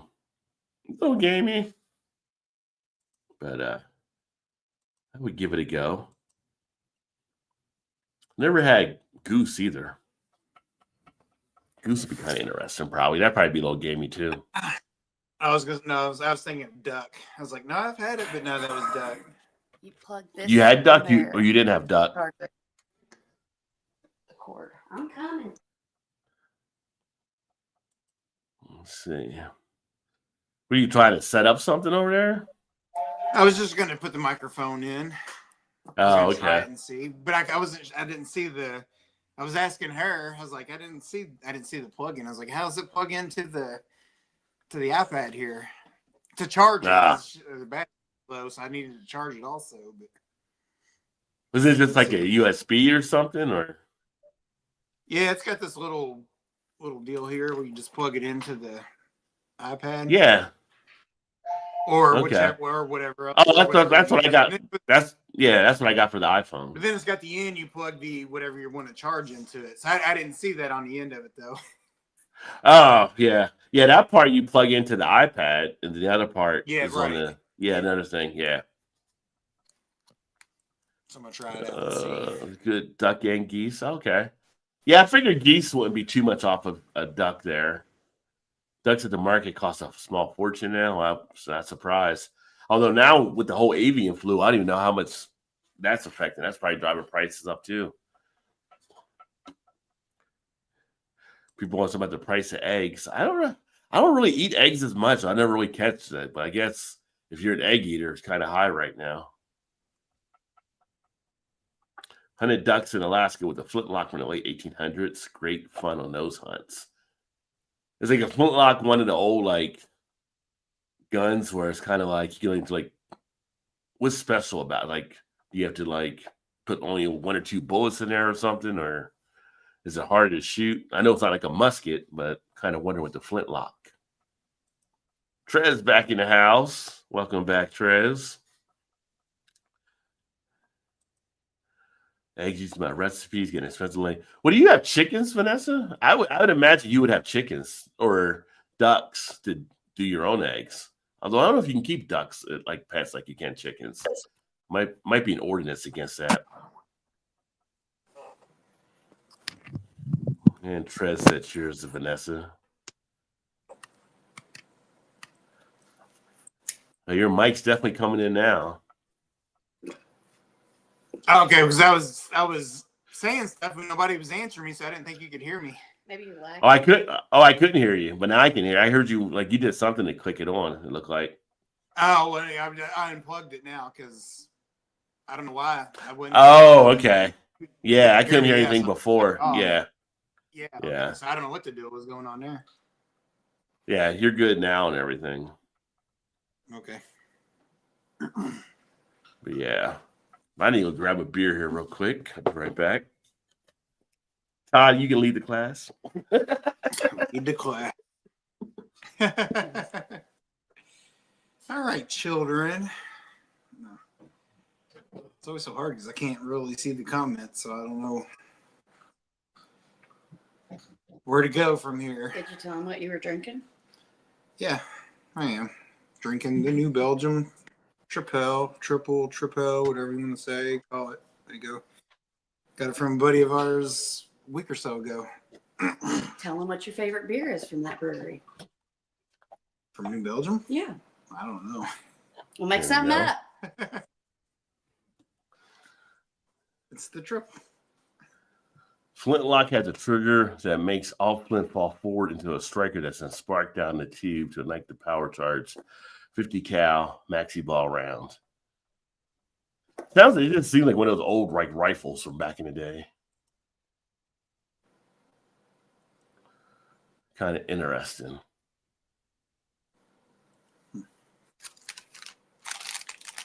Let's say hello back to Trez, and sound of the flintlock going off is quite interesting. A distant shuttick, flash, bang, and count the seconds for the round to hit the target. Trez must have snuck out early. He said 9:30. It's only 9:22. Yeah, well, he was going to work, so. Oh, going to Got work. there Okay. I early. thought he was leaving. Yeah, because Okay. he's usually working at night, so. Oh, yeah. Oh, that makes sense. Yeah. Less traffic, I guess. Oh, it is one of those little old guns. I do see it now. It's like the old, like a pirate type gun. Caribbean. Who was it? Wait a minute. Oh, no, wait a minute. There's a flintlock, kind of like a handgun, or maybe it's a sawed-off rifle, because there's a rifle version too. Sawed-off shotgun, hand. Oh, it says a general term for any firearm that uses flint striking ignition mechanism. So it's not the type. It's the type of the gun, not just a certain model of gun. Okay. First appeared in Western Europe in the earliest 16th century. There you go.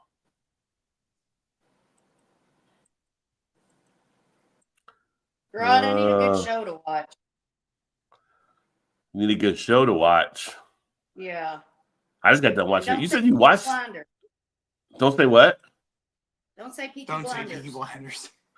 Why? Because you say that all the time, and I'm not going to watch it. So You should. You should. It's a shame you don't watch Peaky Well, Blinders. I'm just not going to watch it at this moment in time. It's a travesty. You said you watched Reacher, didn't you watch Reacher? Yeah. Yeah. I watched that. Season 3 Yeah, is ready to come out. Yeah, if I start. I haven't watched Squid Game season 2 yet. I need to watch that one. Didn't watch the first. What? I watched the reality show one. Yeah. Yeah, the first one was pretty good. Did you watch Shogun? No, we do Sort need to of. watch that. Oh, you should go back and watch Shogun before the new season comes out. Yeah, Yeah. we watched the first episode or so, and Yeah. we just couldn't really get into the start of it. Yeah. Yeah. I still haven't watched Ted Lasso. I need to watch that at some point. Oh, God. Good. Yeah, that's a good one there. Yeah. It always depends on what you're watching and what channel. Because like Apple Plus has stuff, Prime has stuff, Got the Netflix has stuff. So it's always like, Daredevil Born Again is about to come back on Disney. I'll be watching that. That's for sure. It's pretty good acting on that one.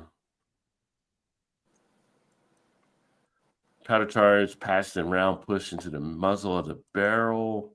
Powder into the flint striker. Seems like there's a lot going on with that gun, Vanessa. No doubt. I feel like if I'm going hunting now, I want an automatic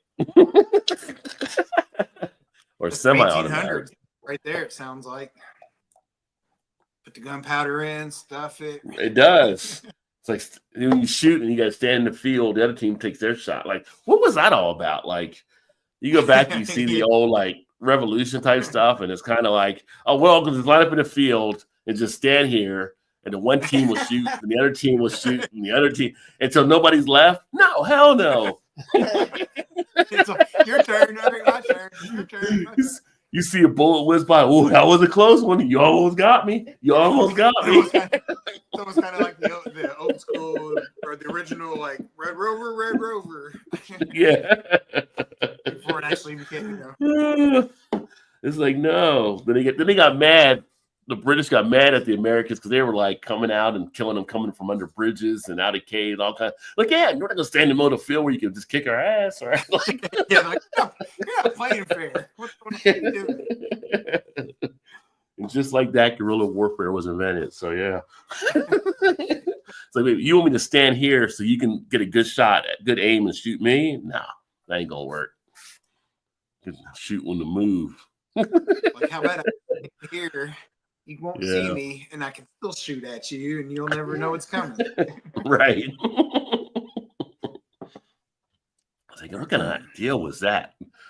What was the festival called you guys are going to? It's the Cincinnati Beer Fest for this weekend that we're going to. You gonna come up, Az? You gonna come up to the Beer Fest? You should. It's a good time. Good time. Good.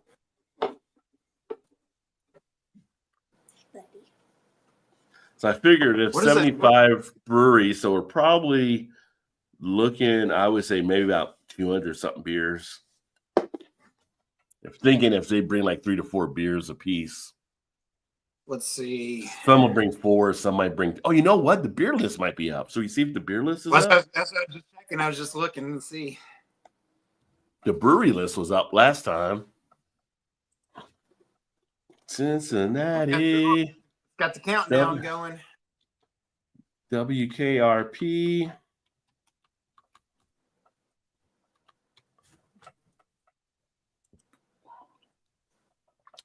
Beer, breweries and beers. Let's see what we got. Oh, yeah. Let's see what we're going to be looking at here. So fine. So the early admission is $65. See? You saved that as being a volunteer. Yeah. Actually saved like 130. Well, yeah, between the two of us. Well, for yeah, sure. between two, 130. yeah. Yeah. That's early admission. Regular admission's 55. So, and the difference is 4 hours compared to 3 hours. There you go. Yeah. Oh, and the souvenir glasses, 8 ounces to 5 ounces. Yeah. Last time they gave us a souvenir, they gave us a big glass too. So, Well, of course. at least We'll say, you know who this guy is, right? We get the big stuff. Mr. Big Stuff. Let's see. All right.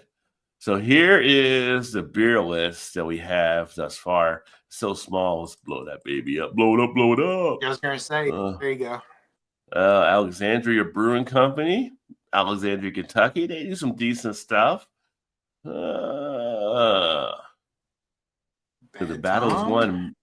Midwest. Okay, people start using the Midwest IPA. I know Great Lakes came out with the Midwest IPA, but now we're gonna start seeing the Midwest IPA pop up on stuff. Maybe That's the up and coming. Maybe they do some pretty good stuff. Yeah, Bad Tom, Smith Brewery, Hazy Chocolate. They got Tombstone Chocolate Stout, Chew Day, Taffy Ale. That's kind of a good play there. Don Fernando Mexican style lager. They do have a pretty good theme with the whole old Western type stuff. Makes it kind of interesting. Yeah, I've had some of their stuff. That's pretty good. Now that's it. Barleycorn. So when I left, Barleycorns was more like a restaurant chain, local chain, but now they got a brew house. So that's interesting. Huh. Crazy Horse Hazy IPA. So I haven't had any of their stuff. BC's Brewing Company, they're new. I haven't seen them before. Old McDorado IPA. Double IPA, yeah. Mother said I was her favorite.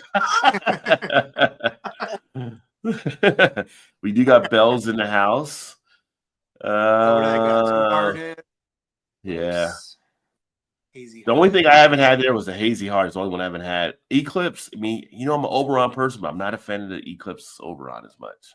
Which is funny because that's the one that Joe actually likes. I would say out of those three, I haven't had the Eclipse yet. Yeah. It's hilarious when I said that I did it before, and like Joe's like, that's funny because that's the one I actually like. Like, Joe, I don't know what your palate is right now. Blake's Hard Cider. Oh, That's actually pretty decent cider. What's Blue Moon bringing? Don't be knocking Blue Moon. They're bringing water. Yeah, water. No, they're bringing their Belgian white. Yeah, but you know what? Remember when Blue Moon? You used to have variety pack stuff. So it's like yeah. they're not doing any of the smaller batch type things anymore. Holy That's what I was shit! Yeah, wondering. Branch and Bone will be here. So I actually met some of the Branch and Bone brewers up in Ohio. So it'll be good. I'll have to stop over their booth for sure. Dimmer Golden Coffee Ale. Yeah. That's gonna be one of those mind fucks, isn't it? It's a blonde. It's a blonde beer, but it tastes like coffee. All right. Well, you know we're hitting Braxton because they're bringing out 2 dark charges. So. Oh. And one of them was the dark charge PB and J. Yeah. And the black raspberry chocolate. Let's go, baby. Those will probably be special tappings, won't they?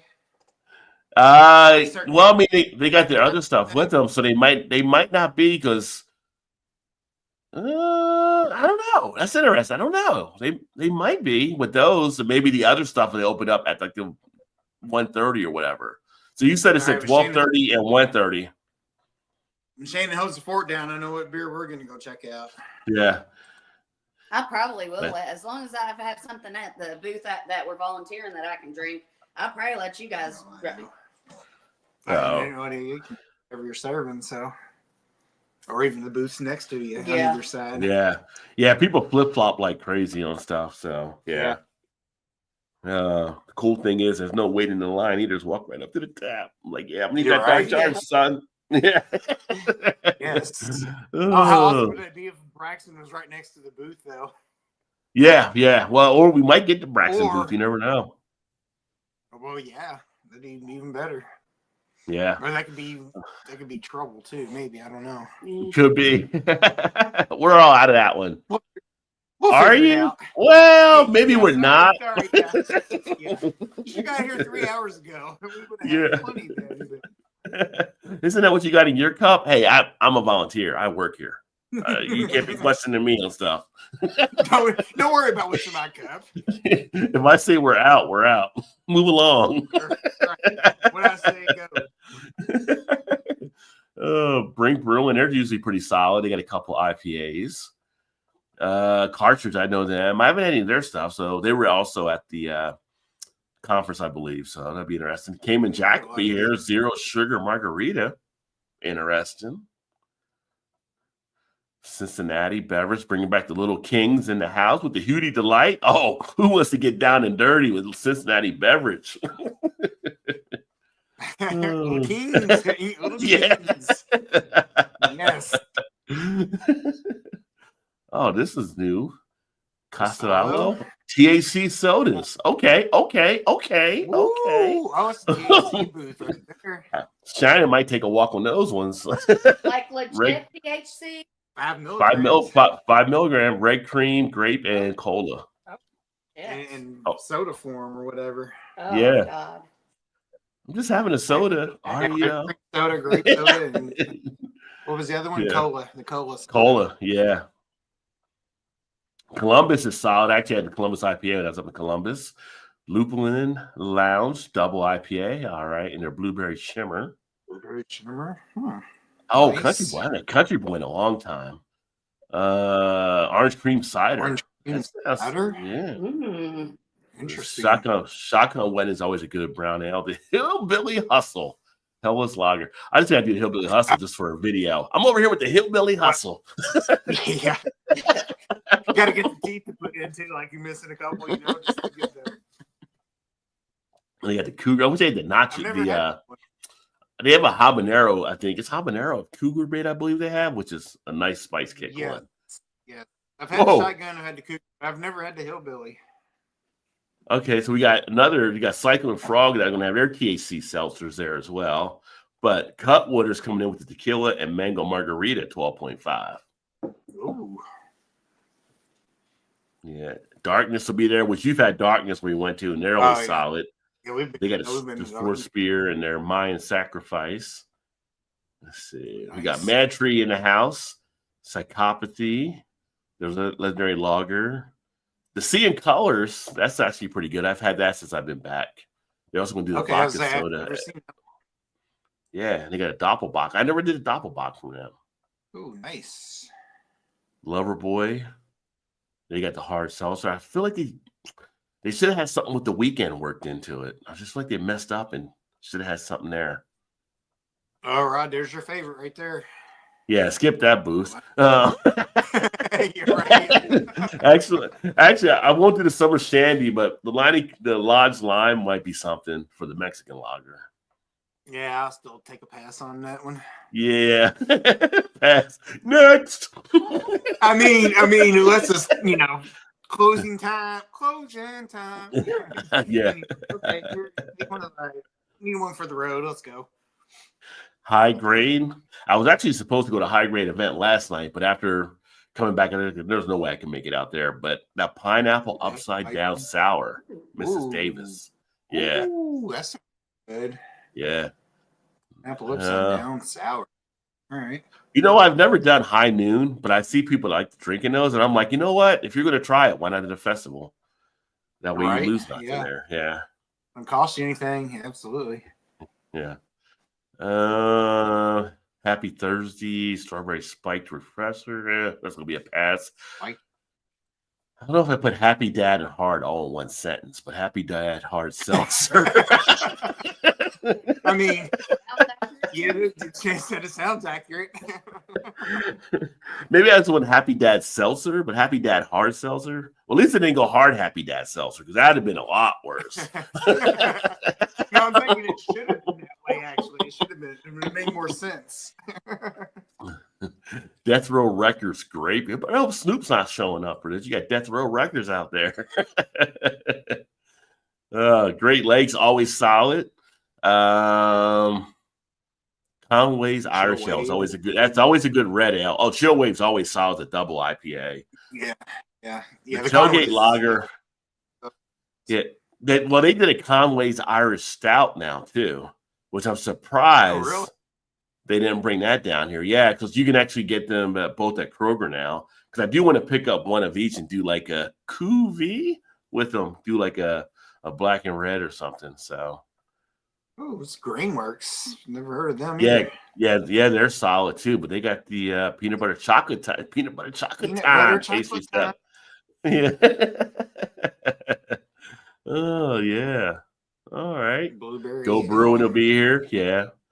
I made to represent a little bit with Go Brewing. Like I'm an ambassador. Yeah. Gilligan's, West Sider. I haven't had anything from them yet. Golden Ale, Irish Porter. There should be like a little buddy beer. I'm thinking of Gilligan's. Yeah.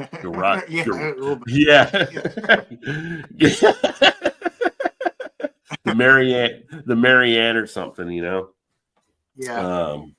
Garage Beer will be here, which is old Braxton to me, but that'll be interesting. Mm-hmm. Like I said, it'd be funny if the Kelsey brothers show up since they're both from Ohio and they both play for Cincinnati. So it'd be funny if they showed up at Cincinnati Beer Fest because now that they're like part owners of Garage. Well, I don't know. Travis probably won't because they're football. Yeah, Travis and them are right. But Jason's freed up. Jason might come. Taylor may come. You never know. Yeah. Yeah. It's like, I'm going to go to the Cincinnati Brew Fest. Yeah, why not? they sneak her in the cooler. Yeah. Like they sneak her into stuff in the football games. So it's like. No, and her concert, they snuck her in the cleaning cart. Yeah. Funny Water. Haven't heard of them before. Fretboard, solid. Barrel aged Natty Dread Imperial Stout. Yeah. Right, I remember. I think Fretboard. That was the first year that we both worked the beer fest. The first year I was there was Fretboard's first year, I believe. Oh, really? Okay. I think so. Yeah, they're one of the newer, younger ones. I say that, but now it's like I say younger, but it's probably like what 5-6 years or something. So yeah. Well, I was gonna say it was pre-COVID when I did the first one. Yeah, that time. So look at 50 West is packing it in. Look at them. They're like, we're gonna put it all out there. Choco Taco. Up or down? The Fretboard. Oh wait a minute. Yeah, the barrel aged. Natty Dread, Imperial Stout. Natty Dread. Natty Dread. Mm-hmm. Yeah, okay. That's 8%. Okay, that's all. I just wanted to see what that one was. But 50 West is going to bring the vodka seltzers, and they're bringing good amount. got 1, to 2, go. 3, Well, 4, they're- 6, 7, 8, 9, 10. Well, they usually have their little Aren't they band part and of the- stuff in there aren't they too. part of sponsors? Aren't they a part sponsor? I don't know if they're one of the sponsors or not. They might be. I was thinking at the beginning of the. But I got a couple friends. I got a couple friends that usually do the 50 West booth. I know. They are Okay, presenting sponsors, 50 West and the Party Source. got you. Okay. That's probably why they got such a big selection there. Probably, I'd say. Well, that That's cool. Taco, that Second Breakfast New Zealand double. I'm kind of into the New I Zealand saw hops that right too. now. Yeah. Yeah. What's this? Fable Brew Works is not one I've seen before. You got peanut butter and jelly sour. Doesn't say the ABV on theirs. Zombie Interesting. 608, my neighbors. Imperial pastry stout. Okay. Wow, Oh, they got a okay. mead. They got a mead too. All right. They trying to get some people lit tonight. Yeah. Lineup. Might check them out for sure. Yeah, definitely check out Fable. Esoteric, actually, they'll be there as well. So I gotta definitely check out them. Hopefully Brian will be there, who's the owner. And that's actually what I'm drinking right now, is the all black everything. So this was done in conjunction with Esoteric and Elmatic. So pretty cool. They'll have that there. And they got the Nirvana Belgian Quad, 10%. All right, you know my language now. Yeah. Yeah. We got up here Down East cider. They got the original cider and the blackberry cider. I wish they brought that one that was like the Tasty Freeze cider they got. It's like a Slurpee for adults, but they do some pretty good ciders. Destil does some pretty good stuff. They got the mango sour ale, so that should be pretty good. And they double dry hop. I haven't had anything from them in a long time. Yeah, their distribution, I haven't seen them through this area as much, but I was getting some of their stuff too. Well, that's what I was gonna say. I don't think yeah. we'll get them here. That's probably why. The masthead, I haven't had any masthead, but they're known to be pretty good there. Oh, wait a minute, I take that back. I have had the single origin coffee stout. That was pretty good. I was gonna say, I feel like I've had that one also. Yeah. Montucky is interesting. I do want to taste Montucky. So Montucky's thing is they make one beer and one beer only. It's kind of like we're going to do one song and one song only. You better be damn good at it. Yeah.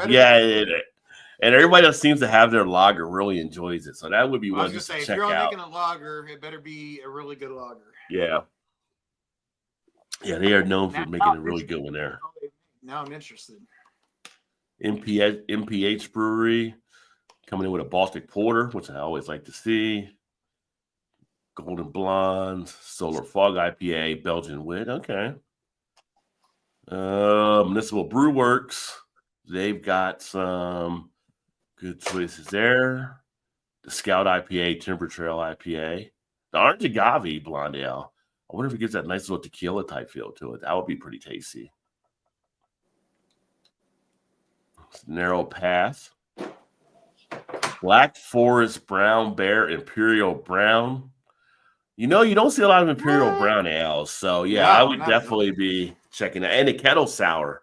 So, Blackberry Mango. Yeah, I'll check these out.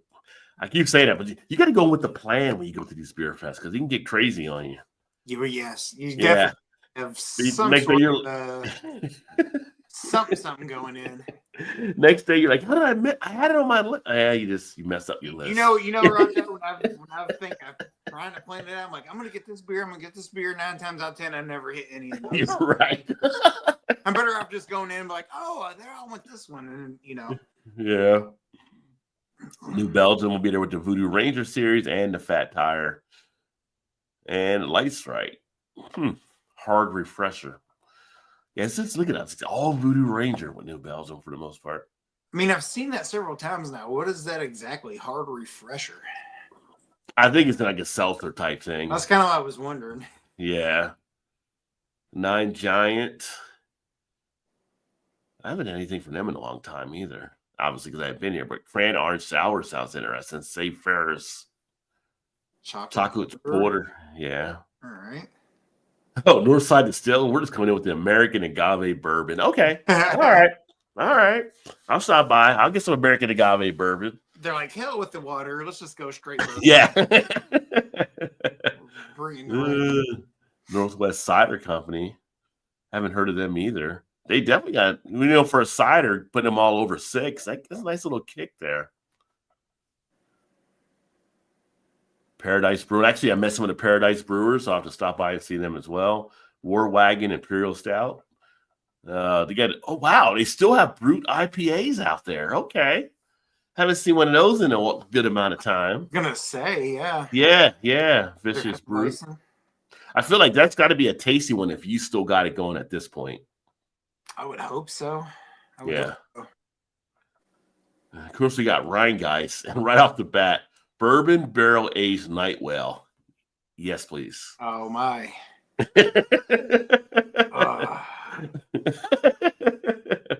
And they did Imperial Bubbles. So Bubbles is kind of like a cider beer kind of hybrid type thing, but 9%. Wow. 9% fruited ale. Yeah. And the Mysticor Hazy Imperial 9. I mean, Rheingeist is bringing the rain when your cheapest beer is 4.2% lager. They're not screwing around. Yeah. I'm kind of surprised. Like, here's your rinse. This is the rinse. The rest of it, let's go. I'm kind of surprised Sam Adams only has Cold Snap, being that they have a local brewery in Cincinnati. They have some good stuff there at the brewery right now on tap. Yeah, especially now that you're there. Yeah, that's interesting. I gotta think they'll bring some other stuff. Yeah, Saucy Brew Works, Cake in the Mash Turn, Double White Stout. I like that logo. Yeah, Saucy does some pretty good stuff out of Columbus. I don't know if they got a place down here or not, but I always see them in Columbus. Double White Stout. Huh. Yeah. All right. Sierra Nevada. Whoops. Easy little thing. Hop Tropicals. I'll skip them because I can get that anytime. Yeah. Simply Spiked. I mean, I usually get the Simply Orange Juice, whatever, but now you got the Spiked out here. If I get something to eat, I need a little thirst quenching thing, I guess. Our little hard lemonade. That'll go good with your fried bologna. Right? Is there a fried bologna truck in here? We need a fried bologna truck. Sonder Bruin. Okay. Have you ever had their You Betcha New England IPA? I have not.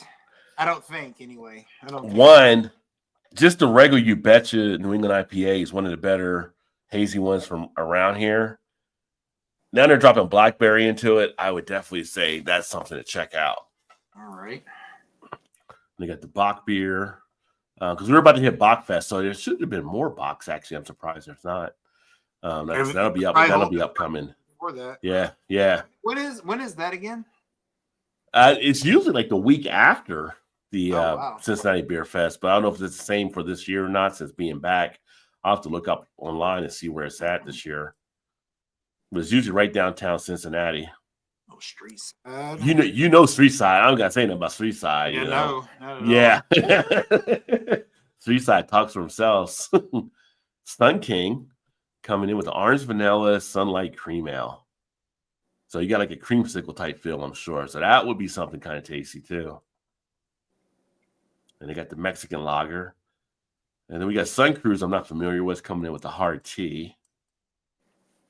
Let's see what we got over here. Yingling's in the house, traditional lager or the flight. So that'll be a pass.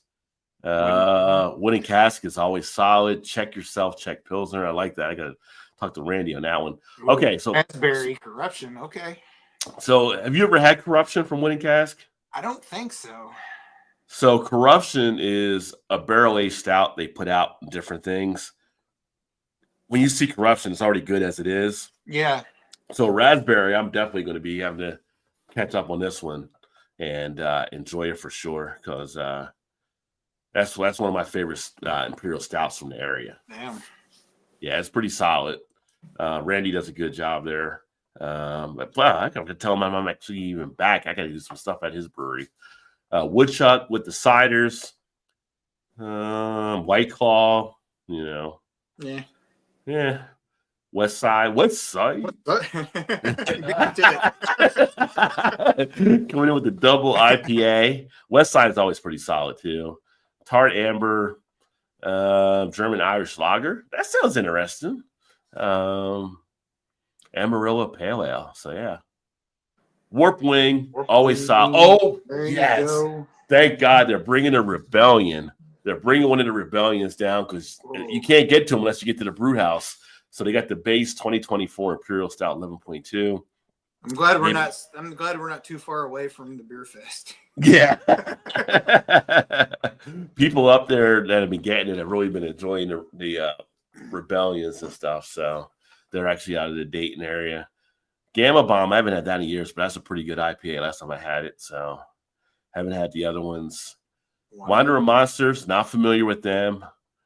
Imperial Maple Brown Ale. You're killing me, Smalls. You're killing me. 13.4. Holy Christ. You're trying to kill people. Yeah, no kidding. Yeah. Maple brown ale with that nuttiness of a brown ale and that maple coming in. Yeah. That sounds Canadian all over it right there. Yeah. Shane would be like, I got to get to it. Where's it at? I may have to print this out and highlight the beers. Sure. Yeah. Let me tell you something here. Voodoo Brewery. So Voodoo, I guess they got like a little bit of a chain of different ones around the state or whatever areas. When we moved back, we stayed downtown, and Voodoo was like a few blocks off of Fountain Square. So I ended up I walked into it. I don't think I was already drinking because I wasn't. But that Lacto Cooler, that shit is the bomb. That is like an alcoholic green Kool-Aid, but you get no alcohol. You sit there drinking it like you were just drinking Kool-Aid. It is so freaking tasty. So, dangerous is what you're saying. Yeah, it's dangerous. You got to try that when that's there. And then the Vandalay is pretty solid too. I feel like I've had stuff in Voodoo, but I've not had those. I don't think. Yeah, well, not the Voodoo Ranger though. No, so you sure it's Voodoo Brewery? Okay. Yeah, I'm pretty sure.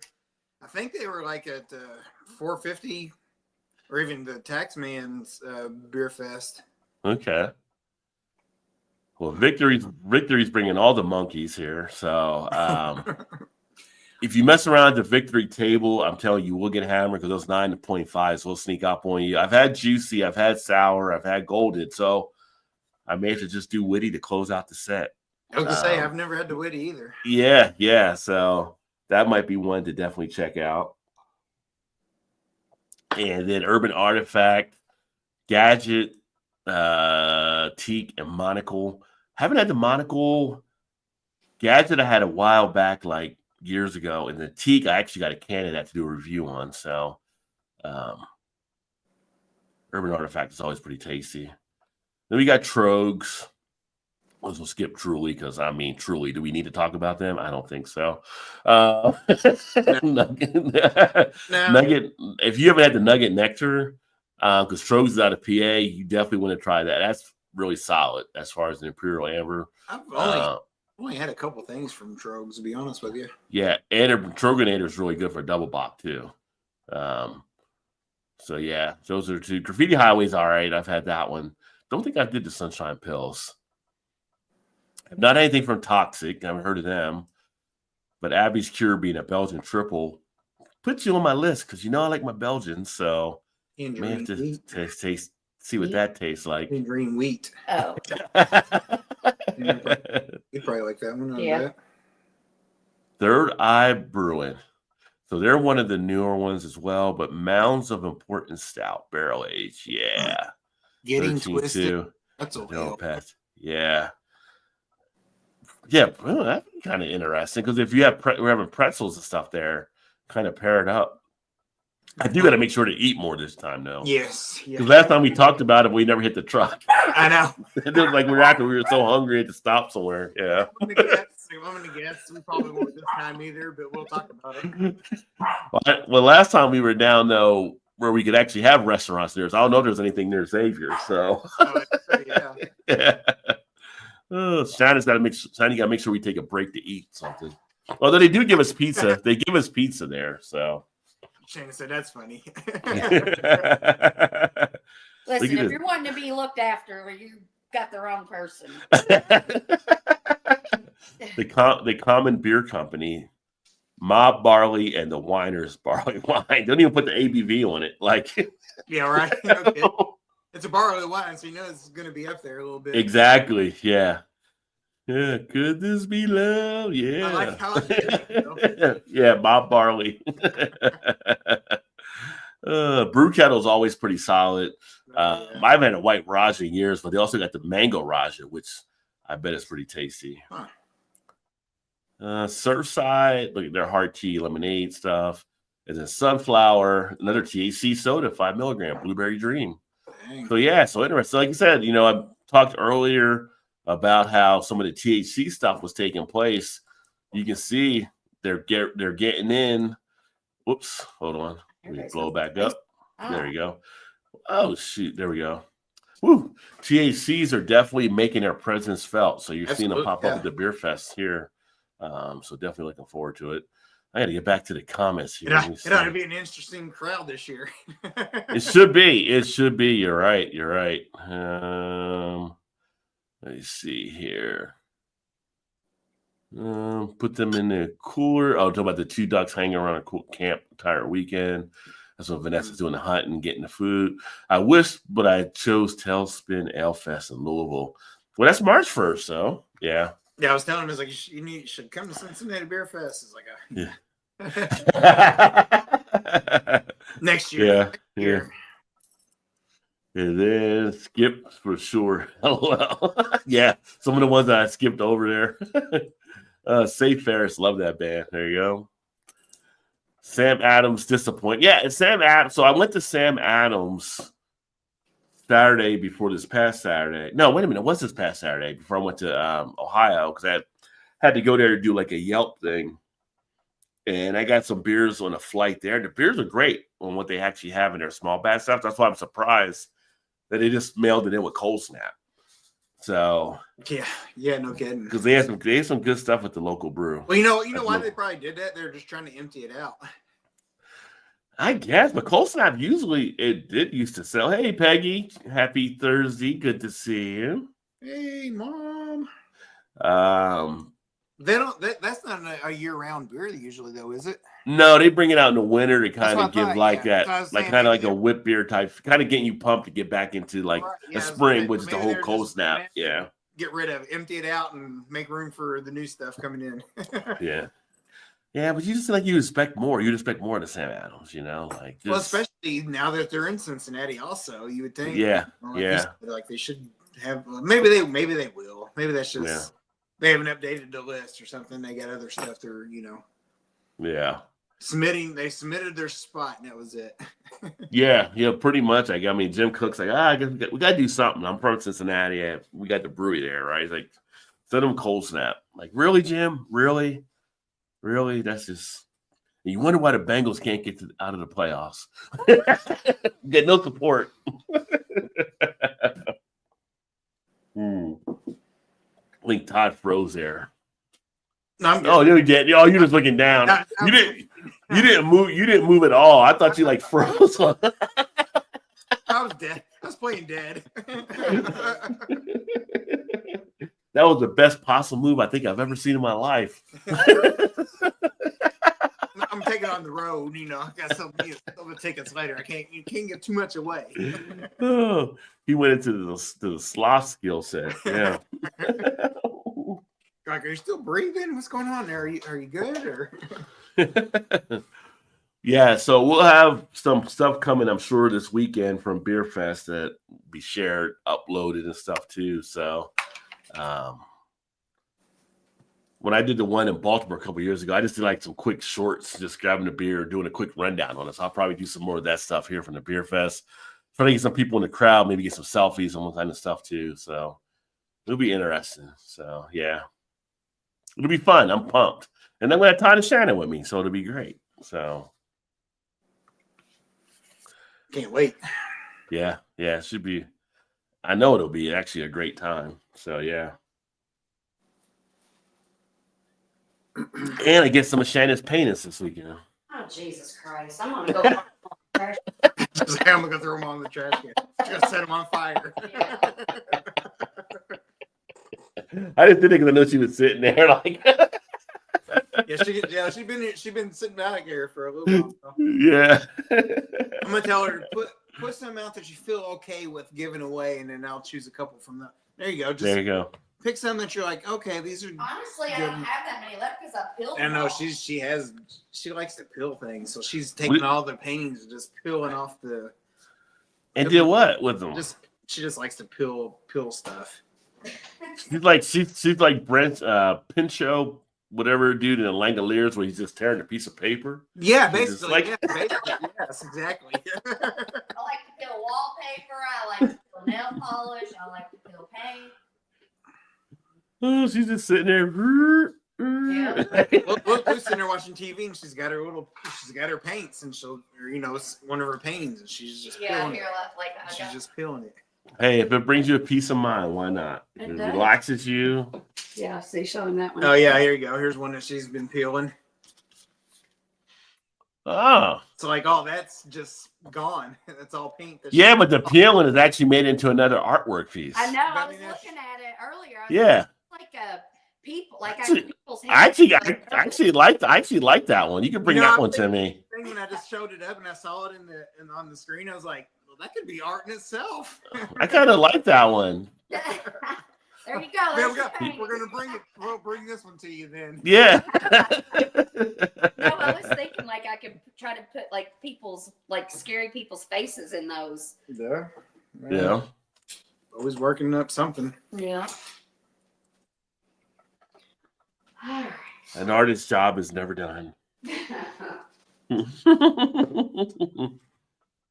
But yeah, so that's something for people to look forward to have when we actually get together this weekend. And once I start doing some of these drops and some of these, I'm probably going to get some hop water and start experimenting with those drops I showed earlier. I want to try hop water itself in general, really, but yeah, especially with some of those drops. Yeah, to be something different to actually check out and stuff. So it was interesting. I think it's an interesting concept there.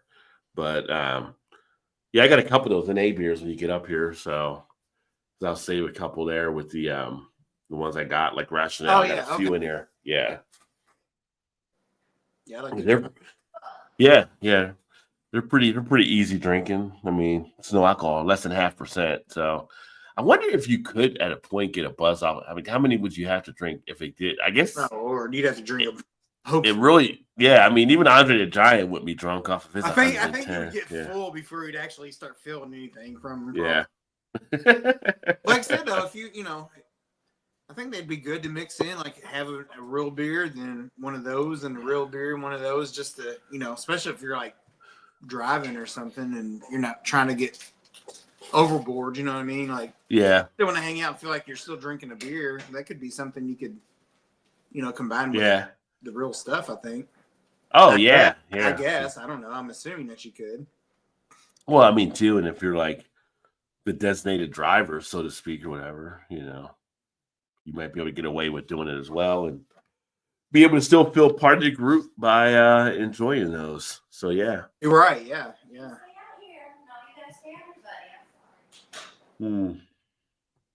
Yeah. But now, so make sure, stay tuned for the upcoming stuff there, folks. And you were saying earlier, probably will go as long tonight like we usually do because Todd and Shannon got to drive up tomorrow afterwards. So she's going to bed now, so she said good night. But she's got to work tomorrow, so make sure they're well rested and stuff. So and I'm off tomorrow, so I took off. So thinking that is true. I mean, I got to work tomorrow, but yeah. I took off tomorrow thinking because she was gonna be off until the person that was supposed to take her place broke her arm or whatever. So now she's at work. But I mean, technically, I guess that you are off tomorrow. I could crack up another beer. I mean, it's up to you. I was gonna ask, is like, are we gonna stop? Because you don't have to go. You don't have to go to sleep yet. Actually, are we gonna have one more, or I mean, you got to work. So you just got to roll. You just got to roll down the hallway to your room. So I don't like how you say that, sir. I don't either because I wish I could do that. But just because my commute is shorter than yours And I don't have to leave my own house to go to work. It's so funny when you actually work remote. Like, yeah. was like sometimes when I first started doing the remote stuff, like my mom would call me like, well, like what? Like what's going on? Like, no, I was just seeing what you're doing. Like, I'm working right now. Like, oh, but you're at home. Like, no, but I'm working. Like, yeah. But are you really it's like I will call you when I'm back. They get like and her mom will visit, all kind of stuff. But I'll come in my office, I'll close my door, and I'll be in there from 8 to 5. Just I mean, like you have to. That's what you would have to do. You got to focus it in, lock it Yeah. in, and stuff. Yeah. So and get rid of all the distractions and stuff. But yeah, I mean, as long as you can stay focused. Luckily, I'm not a federal worker being forced back to the office, which I'm like, well, time for a career change. Yeah. There's what, they're 3 days a week now or something. Yeah. They're trying to force it now again. Yeah. And like, I guess there was a letter sent out for some of them, like either take this buyout or you might not have a job in 6 months or 8 months, crazy. whatever the thing was. It's I'm like, kind of crazy. Home? Why not? What's the big deal? Yeah. If you're still getting out, enough out of everybody like he was at the office, why not? Yeah. And then it was sad to see about that plane crash that took place. So, oh man, thoughts out to those families that are dealing with that. And just trying out earlier tonight, they were saying apparently there was one air controller basically doing 2 jobs that would have happened, I guess. Like, where was the other air controller? You're right. Like, what was like, what, like, was a break or something like that and everything? Because I would think like take a dump real fast or something. You don't want people being 1 for 2 and something like that with all this stuff going on, especially as busy as it is there. So I don't know. It was just terrible to see, but I just still safer to fly more than anything like that. But like I didn't realize it's like 16 years since the last time there was a airplane crash. So good run record. Good run. Now we've had airplanes lose doors in the air, but they didn't have to. Yeah, or other stuff. But yeah, crazy, just crazy. But sad to see that story that took place in the 3 military people and just a mess. So was it 64 on the plane or something? 64 on the plane and 3 military. And I think last I saw 40 plus bodies they were able to get out of the river thus far. So they're still trying to recover. But yeah, it's just kind of feel like it's one of those things like if you don't find them within the first day, let's say, it's probably gone. Well, they said it was more like a recovery because of the cold temperature. They said they basically had find them within like an hour or something because if you're in that water, like your body from that cold will be like, yeah. Well, that's what I'm saying. I'm just saying recovery of like there's nobody surviving that. But I'm just saying if you ain't found them now, I would say the chances of you finding something now would be slim to none. I would think. Yeah, I would think. But as you see stuff like that happen, you just see like stuff like when I was in Maryland and they had like that boat crash into the bridge. Yeah. It's just like, how do we not like all the technology we have? Like, it should be better, more devices going on. Like, it should be like, if you're in that boat, there should have been like beeping or something going off, like warning, like obstruction or something. Or on the plane, like the helicopter, should have been something. That's kind of a good point because you got self-driving cars and stuff now. So that technology on anything like that. You know what I'm saying? Yeah, like some type of radar or sonar, like something where you're close to something. Yeah, somebody falls asleep or something. It's like, okay, this is, whatever. Like you're still somewhat safe. Yeah. So I don't think it'd be the same as, well, hell, it might be even better if you have that kind of technology opposed to. Yeah. Yeah, I'm going to actually try that one as well as at some point because I've heard a lot of people say that's actually a good one to actually do as well. The Sam Adams, just the haze. So, well, I would say one of my favorite, I might have one I can give you, Todd, too, is I got like Dispute Black Butte NA. Oh, yeah. He was talking about that one. Yeah, and like when Joe did it, Joe told me how good he thought it was and stuff like that, and I ended up picking it up. And yeah, it's. If you've had Black Butte and you know how good that is, the NA, that's probably the closest NA beer I've had to actually being a full beer taste-wise. Like I can literally say now, if you put the Black Butte NA versus the Black blindfolded, it might be hard to tell them apart. It's just that That's close. I remember Joe was saying that too, wasn't he? Yeah. So yeah, like we were talking earlier about the ones like that we have from Go and Athletic and all kind of stuff. Those ones we can tell a little bit more. This one, they perfected it down nicely. So yeah, so we get a good amount of NA stuff showing up now around here. So as far as our stores and everything, No, I can't really say. I have not really looked for it, so I need to go on the hunt for some because I do want to try them. I do want to try some. yeah, I mean, like in our Kroger, we got like an NA type section in there, and I go in there like on the weekends, usually to shop for groceries. It's always getting cleaned out and stuff. Like people are always buying stuff out. I feel like somewhere like Kroger or some sort of grocery store would be more prevalent there than actually at a liquor store. Well, I mean, it's selling in the liquor store and stuff too. Well, no, I know they are. Yeah. I know they are, but I feel like they'd be even bigger, like at a Kroger or something. Yeah. I mean, if you're doing like in Ohio where you do the one-stop shopping, I think they are pretty huge to have like good beers in your grocery store. Well, yeah. But like we were in it. Our Kroger's here suck with beer. Well, the one we had in Kentucky versus the one we have here in Oakley, totally different. They were okay. They had some stuff that would come through over there, but here you have like one dedicated cooler section that's all pretty much craft beer. Okay, nice. And you have the one that I had across the street from where I'm at here is decent enough, but if I go to the main one in Hyde Park, it's even that much more craft beer. And they have their own make your own 6-pack for $11.99 at that one. And they actually put good craft beers into the selection and stuff to choose. Damn, so there you go. yeah. And both of them have taps where you can sit down and drink in the middle of the store if you like as well. So Can't go wrong there. Can't go wrong there. I'll go grocery shopping and I'll come in. There's about 5 or 6 stools. I'll come in sometimes and they'll be lined up with people just sitting on the stools. And when it's nighttime, like every night they bring in somebody to play music in the Kroger. Like some guys that are playing guitar or something like that, so singing. Like I've never seen anything like it, right? Like it's kind of like you go in and this guy sitting there, he's singing like Paul McCartney or whatever it may be, and playing the guitar and different people. They bring in different acts, and they got like the little ambassador. Someone will be in there like doing a wine type thing. Would you like to sample some wine? Or they'll be like, you want to sample this seltzer, or you want to sample these beers? And so they got that stuff going on, and it's just like. This is all right. This is kind of cool. We didn't get this shit in Kentucky. This is cool. I like this. I see people going, so what are you doing this Saturday night? Oh, we're going to the Kroger. Why? Oh, we're going to go drink some beer and listen to some music. Come on, man. Let's go. Like, what? At Kroger? Like, yeah, let's do this. they get some okay talent in there singing too, so it's kind of pleasant. And the guy will stop the song when he's done, and you hear people start clapping.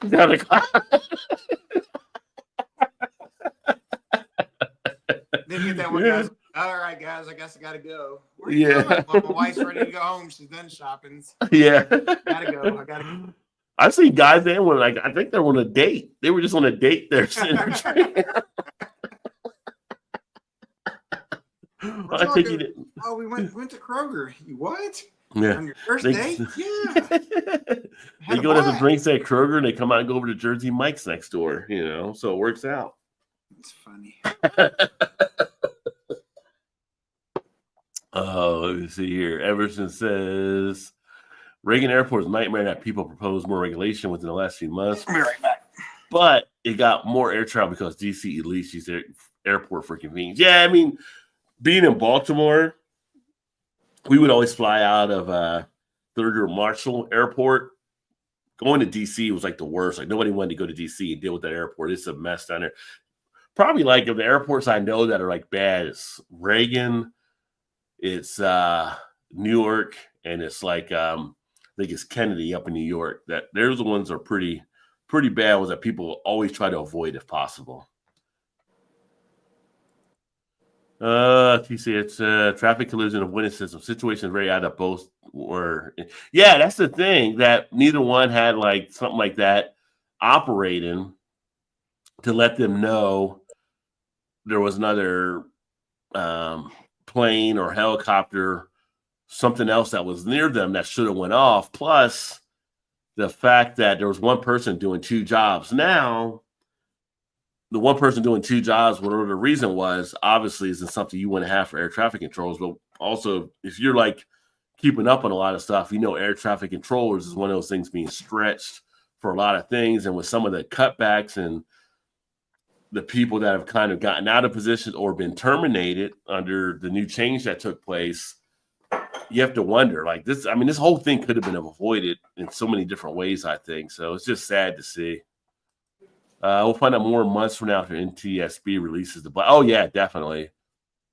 And they released some of the recording earlier today that I heard, and it was just like, by the time they started making it out, it just went dead. Like you knew the collision happened. They showed like somebody had a video of the collision, like one of those random things where somebody was just like, I don't know, phones out and they're looking at the sky and they show where the helicopter hit the plane. It was just like crazy. What up, Big Daddy in the house? Cheers. Hey. Oh, you got an old style. Look at you. You finally got Yingling in Illinois, at least on tap. In bars, I'm happy. Yeah, we actually went through our Beer Fest lineup. Yingling will actually be here with their 2 beers this Saturday when Todd and Shiny come up, actually.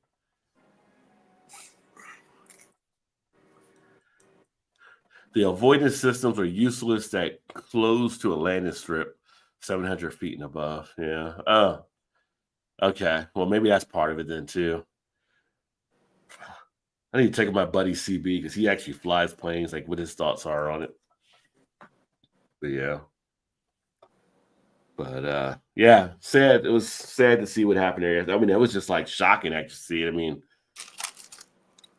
everything overall had been pretty much so safe. I guess you don't realize, like, you think you see it happen on other countries and stuff, and you're just kind of like, usually it's like, I don't say like a third world type thing, but it's kind of like countries that aren't like technology advanced, maybe sometimes as we are, kind of. Yeah. All of a sudden does, you're like, holy shit. Yeah. But we had signs early on in some of these things that came up about some of these airplanes almost running into each other, like in runways and stuff. Just we've had near close collisions a few times that took place over the last couple of years.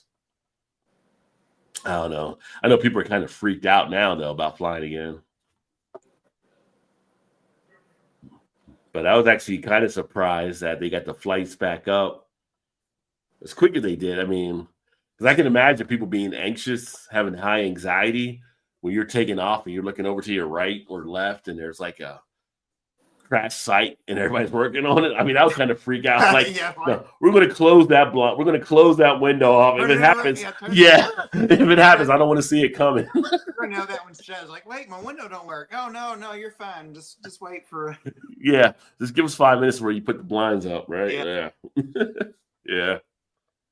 If you open it in the first 10 minutes, we're turning this around. Yeah. Crazy. You're gonna ruin it for everybody. Yeah. And I'm going. What beer did you get? Why go get another beer here?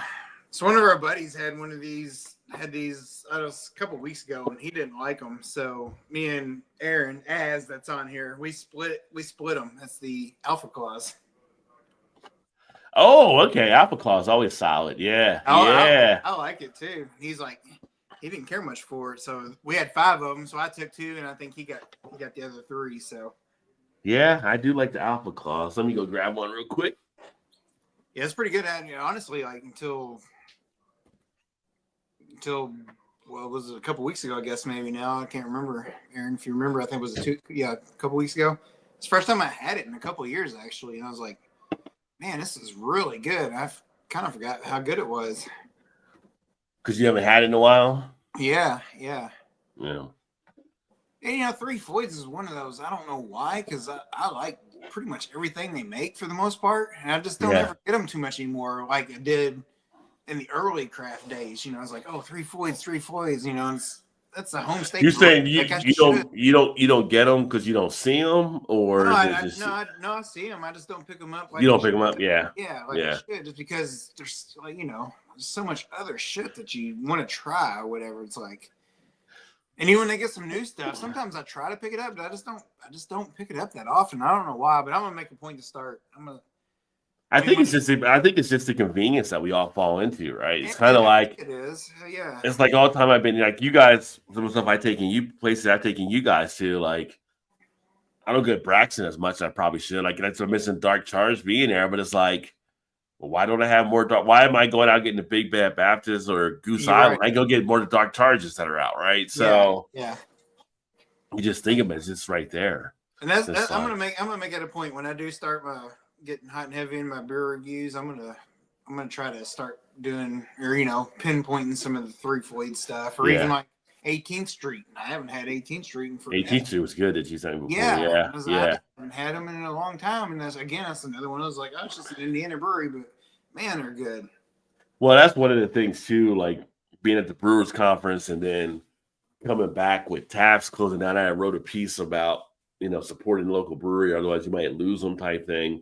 And it's like, yeah, I think I'm going to have more of the stuff. I mean, I know I get stuff from all around the world. I'll try to get like international as well as across the country, but definitely want to get more stuff going on with some local beers and probably on the channel, more of the local beer stories, all kind of stuff too. So I just feel like that conference kind of reinvigorated me on like, there's a lot of good stuff. I need to be sharing stuff. Yeah. It goes back to like support local, it's like, you got all this stuff around, hundreds of miles away. Is like, you got good stuff across the road from you. It's like, why not get those also? Right. But you just like I said, you just kind of was like, oh, I can get those anytime. So you just choose not to. And then years go by and you're like, holy shit, I haven't had that in forever. Like the Alpha Claus.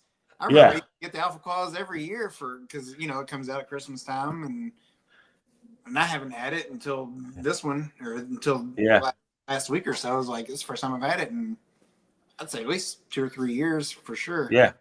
It's like, me chasing down some of the other half stuff I can get, but it's like, why worry about chasing them down if I can be telling a story about Street Side and how good they're actually making beers, right? So there's just, you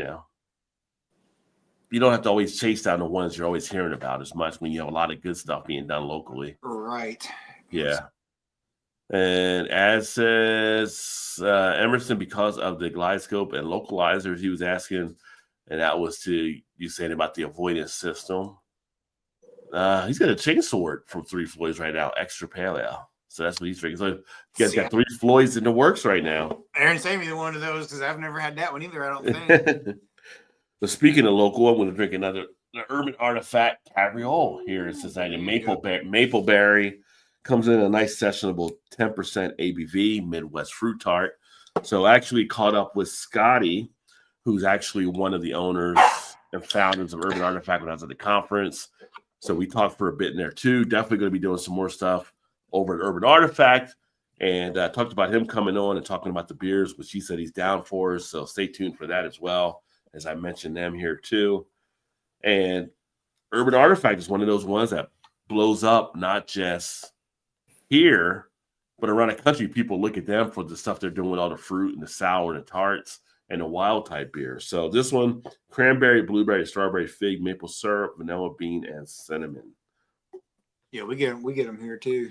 Yeah. They're great. Yeah, they're really good. Yeah. Who was I talking to that actually knew Sam down there too? I think it was one of the malt folks, and I was like, they're in Louisville, and I was like, oh, you work with Sam down there? He's like, oh yeah, Against the Grain. Yeah, we work with them too. Like, it's just Oh, okay, yeah.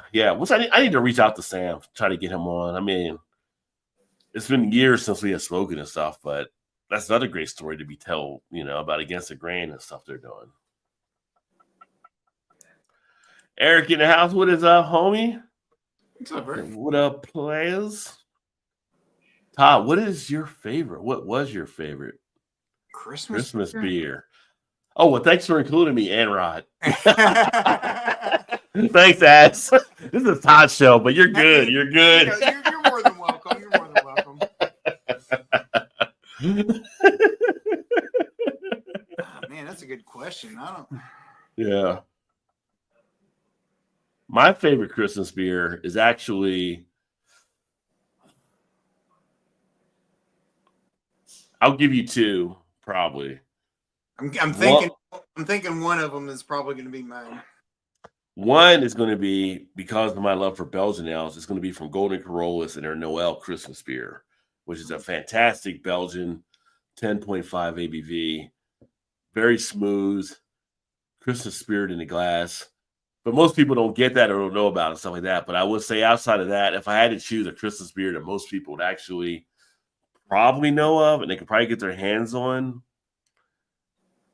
might be Celebration from Sierra Nevada. Because that's just always a nice one that's timeless to have around the holidays. That was one of mine also. I'm thinking maybe Great Lakes. Great Lakes Christmas Ale, very nice too.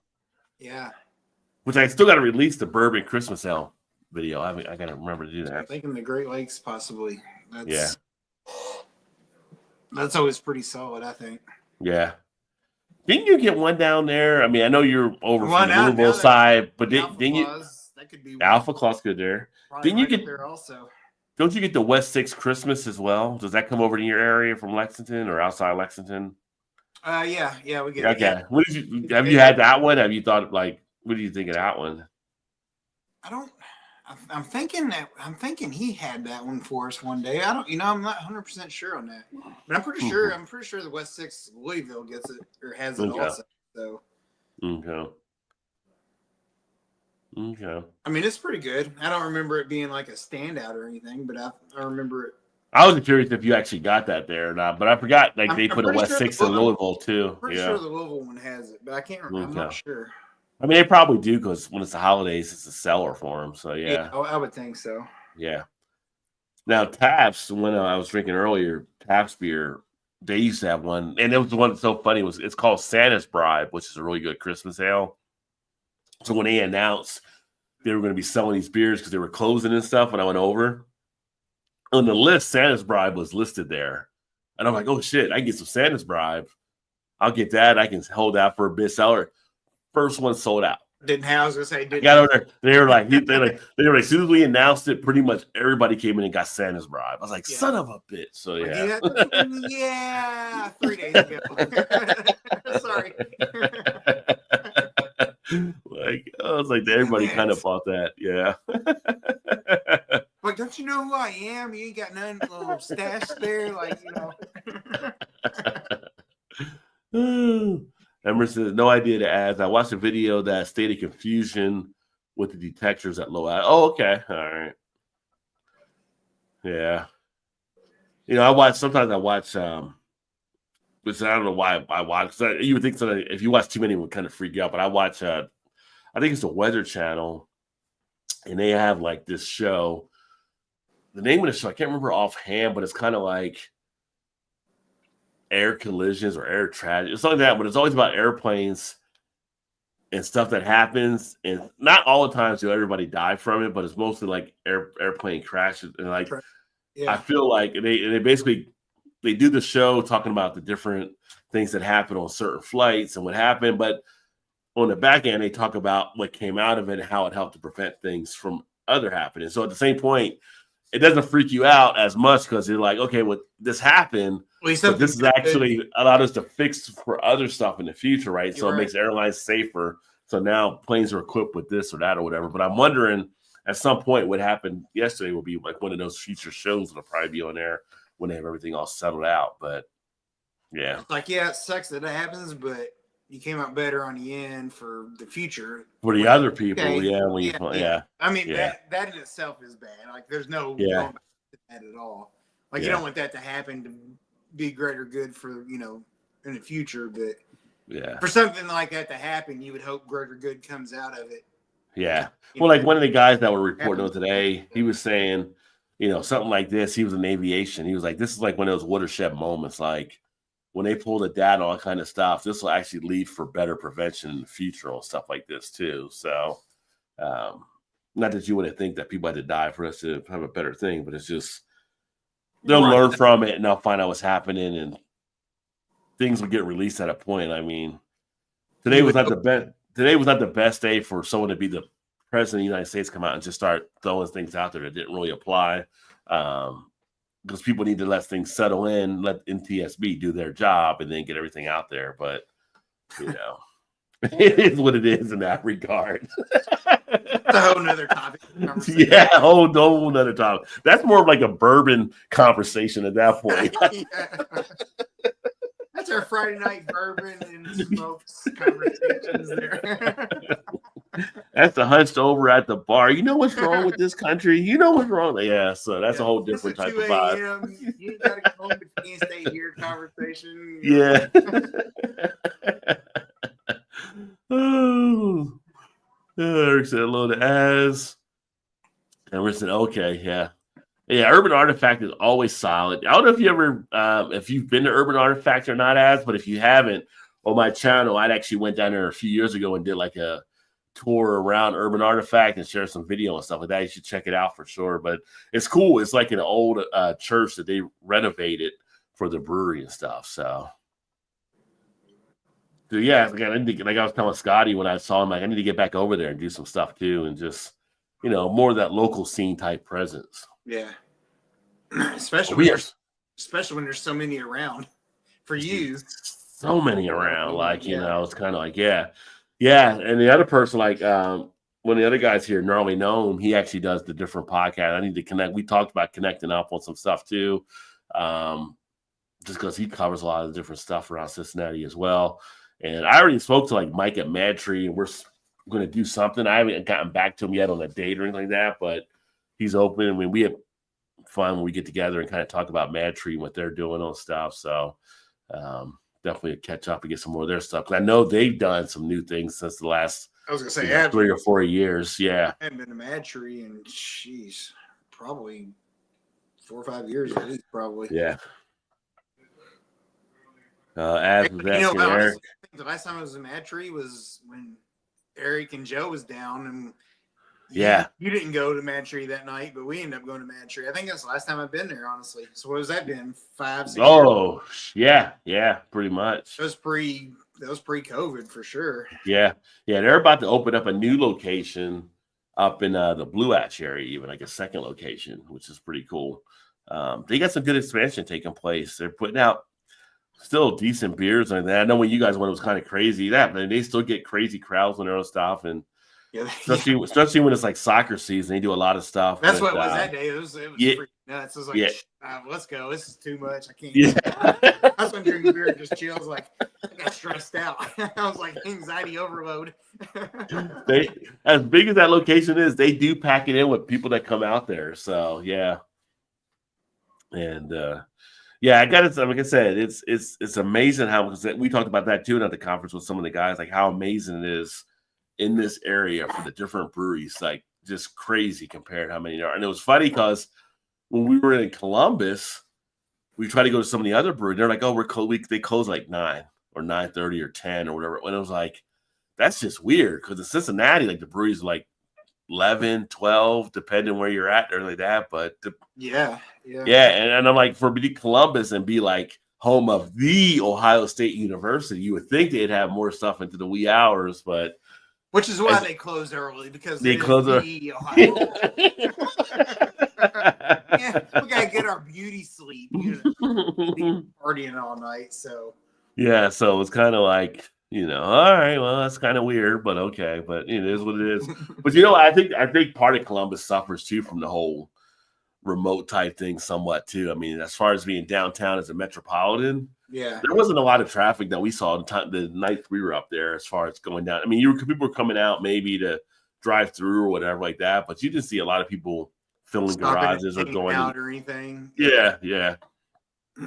So it's definitely changed, and that's the other thing they had to face too is if people aren't filling your breweries, what other avenues can you actually build out on to make sure you're still getting your product out to people? So like I said, like that whole COVID thing, one thing it did, at least here in Ohio, is it opened up a thing where people could actually do like delivery on beer and stuff too. So that became like, I can go on Amazon and order beer and it'll get delivered to you from somewhere, or some of the breweries will do the delivery if you contact them. Yeah, in Ohio, you can go on Amazon and be like, I want a 6-pack of Truth, and you'll go on there and they'll deliver, and it's usually like they'll tell you like an hour and a half for delivery. Yeah. Okay. Yeah. So it's kind of like, which is always kind of weird. Like, what if you've been drinking, or like, is the person that brings that? We could do it in Maryland, and it would actually be somebody from the store. So sometimes like we'd order stuff and they would bring it out, and it'd just be like, they would ID when they came, or if they thought you were old enough, they didn't have to ID, but they had to send somebody from the actual store. So that was like DoorDash. Well, I was going to say, that's what I was gonna say. It's like, can you DoorDash beer? Yeah, you can DoorDash on that, but on Amazon, I'm not sure how they would do that. If they would send somebody from the store or if it would be somebody different. Oh, okay. Yeah. Yeah, when he's talking about it, I was thinking, I was like, oh, I wonder if he could like call up, let's say, Ron Geis and be like, hey, I'm gonna get a 6-pack of whatever DoorDash, and somebody DoorDash to come get it or whatever. Yeah. Yeah, but yeah, you can. I mean, it's like I some of don't the know how that rest. would work, but I mean, you could DoorDash with some of the restaurants and alcohol's on there too. Like you can order, okay. bring me the spaghetti and blah blah blah, and throw in a 6-pack of Truth, and they'll bring it. Okay. Yeah. Not thought about that either. Yeah, but it's kind of fun. Like if you show up and they're inebriated, is it on the driver to not sell the beer to you, or just like here's your order? Like no one's ever explained how that actually works, right? Like right, true, yeah. Yeah, because it's like, oh, we can't give this to you. Like, well, I already paid for it because you paid when you ordered already. So it's kind of like you got to refund it back. Yeah, I'm missing a can. Where'd my other can go? Driver's like, I don't know what you're talking about. it's like I'm in the safety of my own home. I should be okay. Like take all the knives away for you before they give you the beer. Yeah. I said I'm getting cold. I don't think I'm getting. I better not be getting a cold. I think it's more or less my voice from earlier this week being at the beer conference. Talked out. We drank a lot of IPAs stuff. So it was like at the nighttime type thing, it's just kind of like nobody was like hammer or sauce, but it does add up after a point. So it's kind of like, yeah. It's just your build up for Saturday. That's all. Yeah. Because it wasn't like you were like taking and you poured it into a cup or whatever, like we do at the beer fest. Like, no, you get the whole can. So then it was so funny, like at the end of the week, like a lot of the guys that brought beer, like they didn't want to take them back, or whatever. So you saw some people taking like 2 or 3 cases of beer to their car or whatever, like to bring back themselves. Like some people made a beer run out of it. But what are you gonna do with it? They don't want to take it back, and so it's free beer. Why wouldn't you take it? I've got a lot of free beers that like not Tailspin, but we used to have a beer fest here. It was Festivals, and at the end of the day, you walk around and they're like, "Here, you want a 6-pack or whatever?" Like you don't want. It's like we don't want to take it back with us. Like we don't want to, we're just trying to get rid of it. Or you sit there and drink pints of whatever's on tap there. It's like okay, right. After 4 hours of drinking, it's like I'm pretty sure I don't need this, but I'm not gonna turn it down. It was funny. We went to one of the Cincy Beer Fest. It was years ago, not the one that we did, but another one. And we actually went and we left to go eat. We went to the same place we went to that time, the burger type thing. Mm-hmm. Went to the burger place, and I'm sitting there with like 3 of the guys that I work with that were doing it with me. And we're sitting there, we're getting food like that and everything. And it's like, oh, that. And I pulled out like 8 cans in my pocket. I something like, where did you get the, like, oh, so-and-so gave it to me at the thing, like, cause, from the beer stuff I was doing. They're like, here, take this can, take that can, or whatever. So, yeah, some of the beer fest stuff, they're like, they do not want to have that stuff to take back. So, yeah. I'm gonna get up and let my dog out. I can still hear you, and you can probably still hear me. Yeah. All right. As says, I don't think they DoorDash beer in Indiana. They probably don't. In Kentucky, they didn't either. So, yeah, there's no way Indiana does. When I was living in Independence before we moved to Baltimore and moved back, we couldn't get DoorDash or Amazon for beer delivery, but I knew you could in Ohio. So when we moved back, I'm like, I wonder if I could do that. I went on Amazon and it was like, yeah, Ryan Geis, blah, blah, blah, get in an hour. Like on Amazon, I just put in the beer, and like the way it's set up, depending on your zip code, it's just like you just put beer in search on Amazon, and it's like, oh, here's Ryan Geis, here's Mad Tree, here's Miller, here's Butt, and like, and it all says like expect within an hour or whatever. So yeah. So on DoorDash, when you go to DoorDash, you in the restaurants, when you scroll down, it'll show them having alcohol, some of the restaurants. Yeah. Interesting. Yeah. I mean, hell, look how long it took us to get Sunday sales in Indiana. We ain't getting beers in Indiana. But the funny thing, we went to Baltimore, that's the first time we saw the double dash. Because in Kentucky, we didn't have the double dash. It's just like you order something.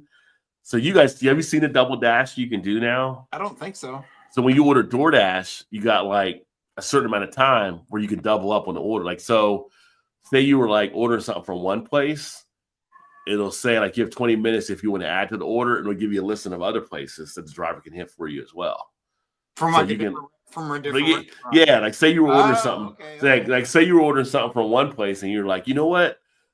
I want to get some Wawa pastries or whatever it may be, or sheets or whatever it may be, and it'll show where they're on there. You could just So if you got McDonald's and Taco Bell next to it, it's like, okay, I get a Big Mac here, but exactly those too. So okay. Yeah. So that was kind of interesting. So I don't. Shannon probably knows that. I don't DoorDash, but she does that work all the time. So. Yeah. Well, I had never seen it in Kentucky, but once we were in Maryland, it will pop up on stuff. Like you have 15 minutes to add to double dash and add blah blah blah. And you see like, Walgreens, CVS, or Taco Bell, or whatever stuff around that the person going to grab for you as well. Yeah. Cool. So could it be a city thing, or certain cities or certain states? It could be. I mean, it could be like a test market type stuff. Yeah, right. It depends. Probably depends on your options around you. If you have enough stuff around you, they probably build it into it. Interesting. So it could be like somebody want an Indian, like I don't want Indian, I want Chinese, right? And you can double dash and pick it up from two different spots. So I mean, it's a pretty good concept though. Yeah. As long as the food they pick up first isn't getting cold in the 15 minutes later, and you're like, oh yeah, I don't know this bit.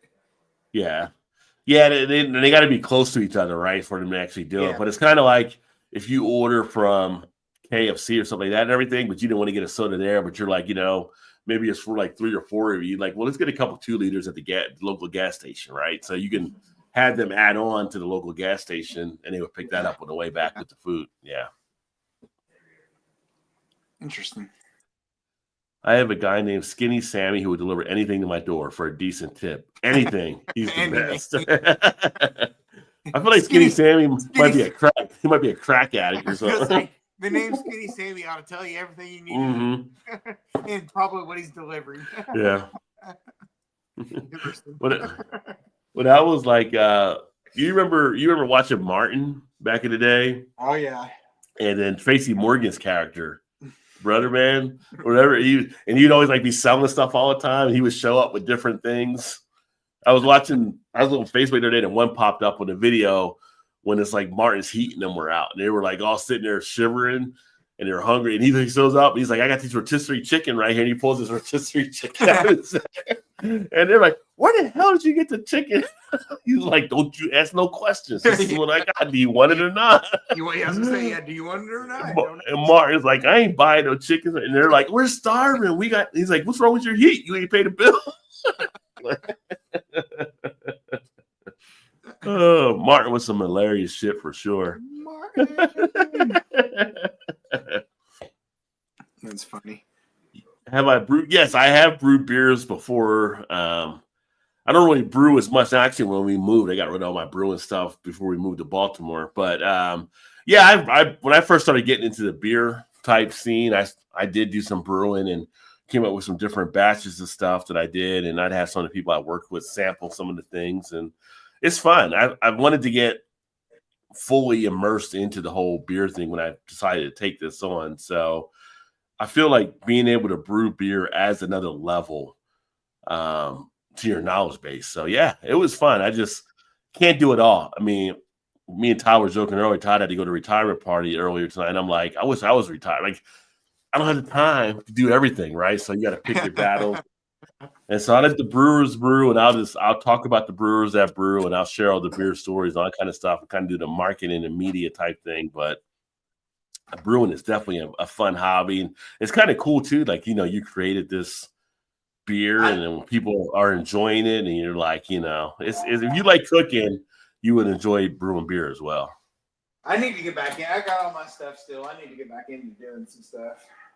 Oh, you got all the brewing stuff there too? Yeah, I still have it all. Oh shit! Well, hell yeah! You start brewing. I'll come down to visit you for a brew day. Hey, there you go. I remember Drunken One was brewing. Drunken One used to be huge, and I wonder if he's still brewing or not. But he used to be big into it. I wonder what happened to him. Yeah, he's still out. I mean, he's still doing stuff, I think. So, man, I never see him on YouTube or anything anymore, or doing any stuff. I don't know. Yeah, you got to reach out to Beer Man. Beer Man's got a whole night's operation taking place on what he's doing there. So, I think his goal is to get a brewery open at some point. But he's got good amount of equipment and put some good beers out there. It looks like, and I actually got one of I had one of his beers that were sent to me by Bill out there, and it was pretty tasty. So, yes, that's part of it. I was like, man, I'd love to get into that again and work towards doing like a brewery or something. I'm like, I'm too fucking old to do that. Start that now. No, you're not too old to do that. A lot of the guys are like doing that. It's older. People I've met there. It was funny, just like, you know, the cool thing about the conference too, talking to like some of the like brewers and hearing some of the talks they were doing. It's kind of like there was a sense of enjoyment for what they were actually doing. That alone was a big driving part for them. And commonly it was like, look, none of us are getting rich doing this, but it was just like this enjoyment that gave like a life enrichment to what they were actually doing, which made it the cool thing. Like, it was just like, we're all doing this. It's not like you're going to get like overly wealthy doing this type thing. I mean, in most situations, but it's just, this is you doing your thing. And you could just tell how some of them that had come through and been doing it. And it was like a weight lifted off their shoulders, right? It was kind of like, they were just so happy with the contributions and stuff they were doing in the beer world that it's just like, you know what? Yeah, I might not make, you know, a ton of money doing it, but it's the same point. I make a good living, decent living, but it's more about just having a happy life, being a happy living. So seeing that was just like so empowering. And enjoying something, you know, enjoying what you're doing, you know? Yeah, just enjoying what you're doing. And like, one of the conversations we were talking about, like you look at people doing this, like was brought up, like if you were like living in these places that are remote, as I was telling somebody, these countries where they don't have like the technology, all kind of stuff like that, but they got the biggest smiles on their face and they're living the best life they could think they're living, and they don't have those pressures. I said, you know, you come here, we're driving always to kind of go forward, try to do what we can, but it's like you have a pressure to kind of do that. Like if you don't know about it or don't think about it, you just want to live your life happily. And like you go to some of these islands where they've never seen some people before and they're still living in the same ways they've been living for hundreds of years. You'll see some of the happiest people. There's no stress. Oh, they're happy. They're just doing everything they do, what they've been doing.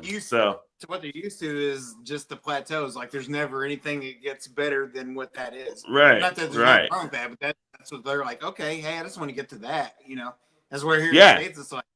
Here in the States, it's always you can do better. You can do better. You can do better. Yeah. There's something you can always do. I was like, God, it's like too much freaking. There's a lot of freaking pressure on that. It's like they're living in a moment of zen. And it's kind of like, and sometimes you're wondering, like, a lot of is it me just seeing it different? That's not really doing because it's just, you know, what do you need? What do you want to accomplish that maybe you're chasing that dream, but do you have to chase that? I mean, it's kind of like me being in the job that I actually do. There were other options I could take to do more, to maybe make more, but you know what? And then I found a spot where it's like, you know what? I can do what I do here, and I can do the beer stuff over here, and I can do it. And it's like, there's a balance. It's not all about just chasing the dollars after a point. It's like, what are you getting out of life? What are you enjoying out of life? What are you already having that you're not really even acknowledging, right? And taking that pressure off of you. So our FedEx driver that I usually talk to him just about every day because I usually do all our FedEx packages and stuff. He's from Africa. Okay. And his name is Fred, which I'm sure is his American name, whatever. Yeah. Every time he walks in the door, he's always talking to somebody in African. I'm not sure if it's somebody that's back home or whatever. But I got to talk to him one day. He's like, "Oh, I've got like," and he speaks pretty good English. He's like, "I have like five different farms of like cornfields or something." So I guess it's kind of big, but I guess it's like one of his investments or whatever. I want to say he's kind of like in the Zimbabwe sort of area. I can't remember exactly where he was from. He told me, but I can't remember remember what it is, but it was like, it's kind of a cool story. He's like, yeah, I got people back home now that's, they pick the fields and kind of work for them a little bit or something. I'm like, well, that's cool. So he's here working for FedEx. I don't know if he's sending money back home or what the situation is with his family or if he has a significant other or whatever. I'm not sure, but it's kind of cool though. It's like, okay. But he's always so happy, like somebody and the other person on the other end of the line, I can't understand what they're saying. They always seem like real joyous and stuff, like just happy, whatever. I'm like, man. I was like, what are you doing over here in the States? Why ain't you back home? Well, the thing is too, like you make it over here, that might go a long way back there, right? So it's kind of like that's nothing we're talking about. Like you go to some of these spots, like one of the people I was talking with, we were talking about Costa Rica and going to because they were going on vacation out of Costa Rica, which I was like, I'd love to get down there. And it's like I always see the stories about Americans retiring in Costa Rica. But then I tell like, well, my wife always pulls this stuff up about because I thought about it ourselves for down the line. And she's like, yeah, but it's like you can't do this or you can't do that, or the hospital's 4 hours away, like that or anything. But you have like you retire here $500,000 and you're like $3 million down in Costa Rica. You're beachfront property, you got everything you could possibly want in life, right? And it's just like, yeah. So then it's like, so you see when they come over here, when they're sending back the exchange ratio. You see some of those people like do some of the YouTube videos out of like the Philippines and Thailand or whatever. And it's like they get a hotel room for the night, which is a decent type hotel or whatever. And they're like, oh, American, this is like $25. It's just crazy. So it's kind of like you can make enough over here and go over to a place around the world and be that much better. So if he's sending money back there, that might go his way. When that's kind of what he said, he's like, well, I'm just here to make some money, for whatever time. And I think he does send stuff back home or whatever. And it's like, good for you, man. Like, you got to figure it out, I guess, to do, yeah. And has this little crop or whatever going on to make some money back at home, I guess, or whatever. It's like, okay. Yeah, probably until we try to deport him or something, but that's a whole different thing.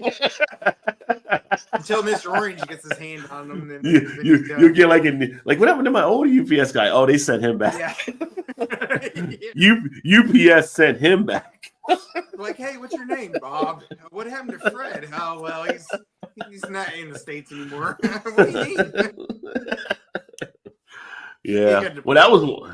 That's another thing we talked about was like some of the hop farms and some of the concerns with the hop farms, because you're seeing some of the agricultural spots where people aren't showing up now because they're fear of being deported. Some of the undocumented workers, I guess. So we've seen like reports coming out or like some of the citrus fields, like in farmers, like some of the farmers are basically saying we're not going to have as much citrus this year as expected because we don't have enough people that can do the land. Like at one point in California, like 75% of the workforce didn't show up.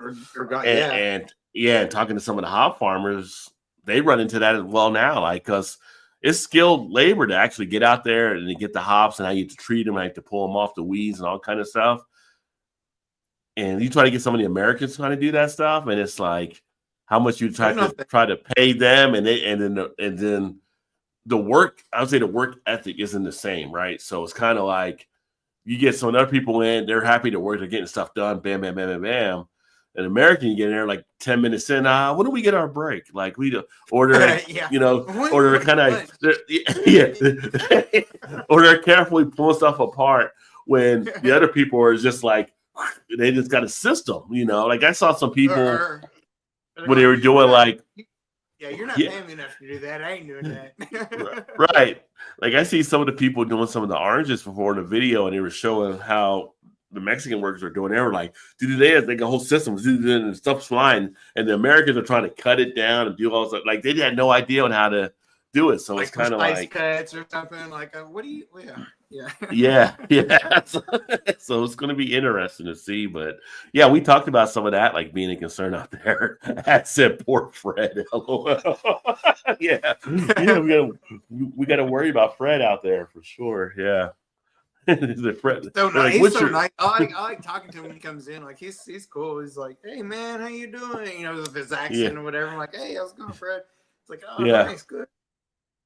And then in the meantime, while he's scanning our packages, he's talking to his buddy in Africa or wherever he's at. I don't know, whatever language they're speaking. You know, it's like, Yeah.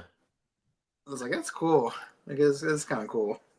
Yeah. I mean, I know we joke now and all that kind of stuff, but it's kind of tongue in cheek, just a matter of just, we'll be somewhere and like, you go to your favorite like Mexican restaurants or something like that, everything, and you're like, it's like, I really like that guy. I hope he makes it. It's kind of just like tongue in cheek. Like, Yeah. hope they don't come get. Yeah.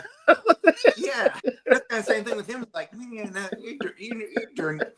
you're the one that's actually trying, and you're gonna be the one that's sent back home. Like, what the? Yeah. Like, what?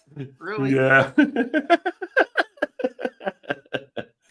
Oh, in the my meantime, he Bill probably has like a nice cocaine outfit going on, or so he's probably doing Probably. something he's not supposed to be doing. But it's like a drug lord or something.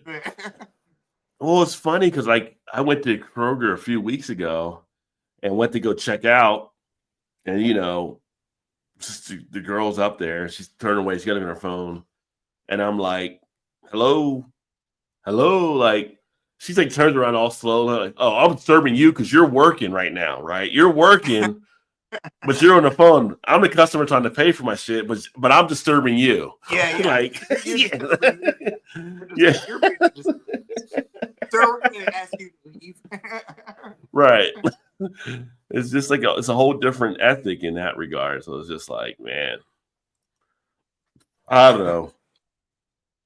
Hopefully Fred makes it. We like Fred, so yeah. Yeah, so we've been trying to talk Todd to brew again to show us how. Yeah, see. I know. I've been telling Todd for years to do a grilling channel as well. We're grilling on his channel too. So much pressure. So much pressure. I can't handle it. One thing at a time, man. One thing at a time. So there you go. Got some hops going here. In the meantime, I'm doing a steak, and I don't know. And reviewing a beer, like I can't do it all. Oh, Todd, we need more out of you. We need more. So yeah. I'm sorry, I'm such a failure to everybody. I'm sorry. I'm trying to do it. It's early in 2025. Maybe this is my year. Let's see what happens. Yeah. It's got to be this year, right? This year. Yeah.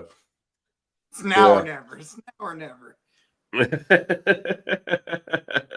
got to build that skill set in case shit goes bad. Like, well, I can make beer. Okay, you're in. I can grill. You're in. Yeah. I mean, that is true.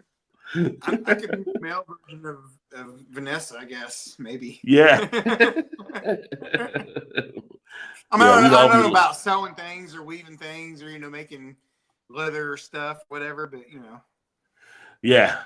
Vanessa's like that's like the big boss video game level. That's where Vanessa is. It's like the big boss. Like yeah. Yeah. So you're fired. You're fired. Yeah.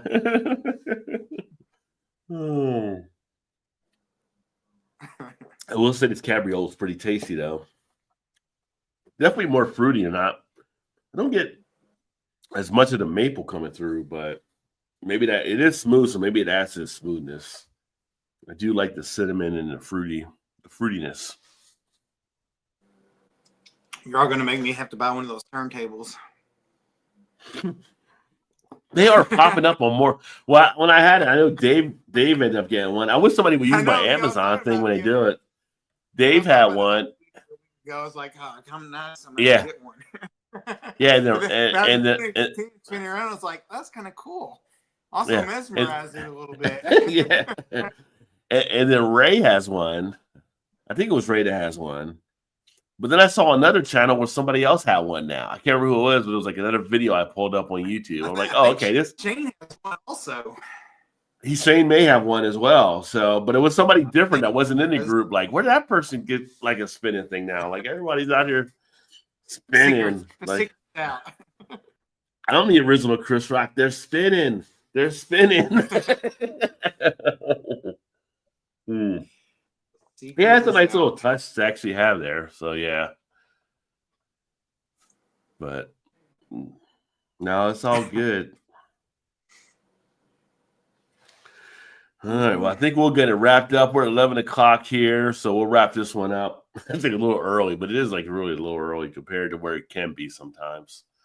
Well, I mean, it is, and it isn't. Considering it was like we're gonna end this tonight early just because, and then we still 11 o'clock. So, but compared to the other episodes, it's still earlier, right?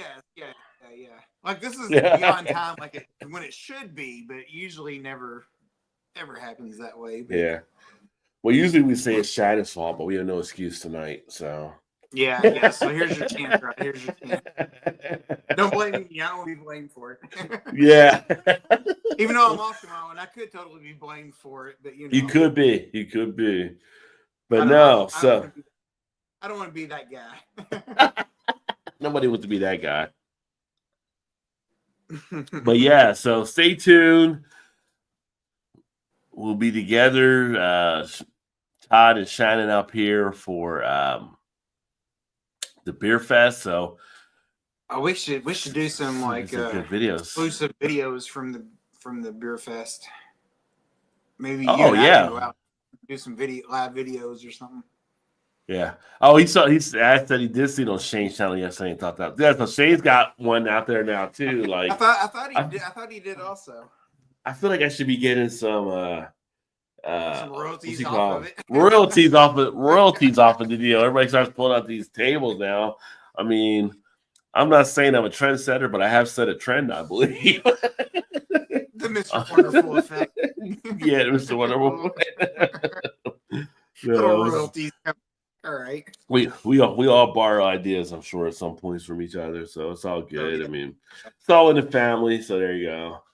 But yeah, so we'll be shooting some stuff there. We'll have some fun, and then I can't wait.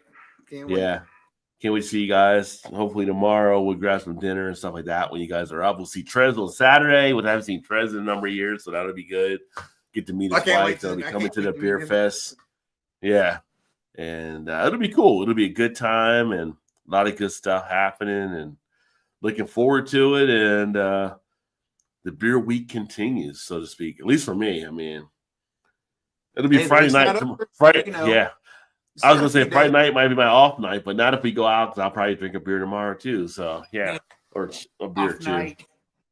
That's for quitters. Yeah. Off nights for quitters. Yeah.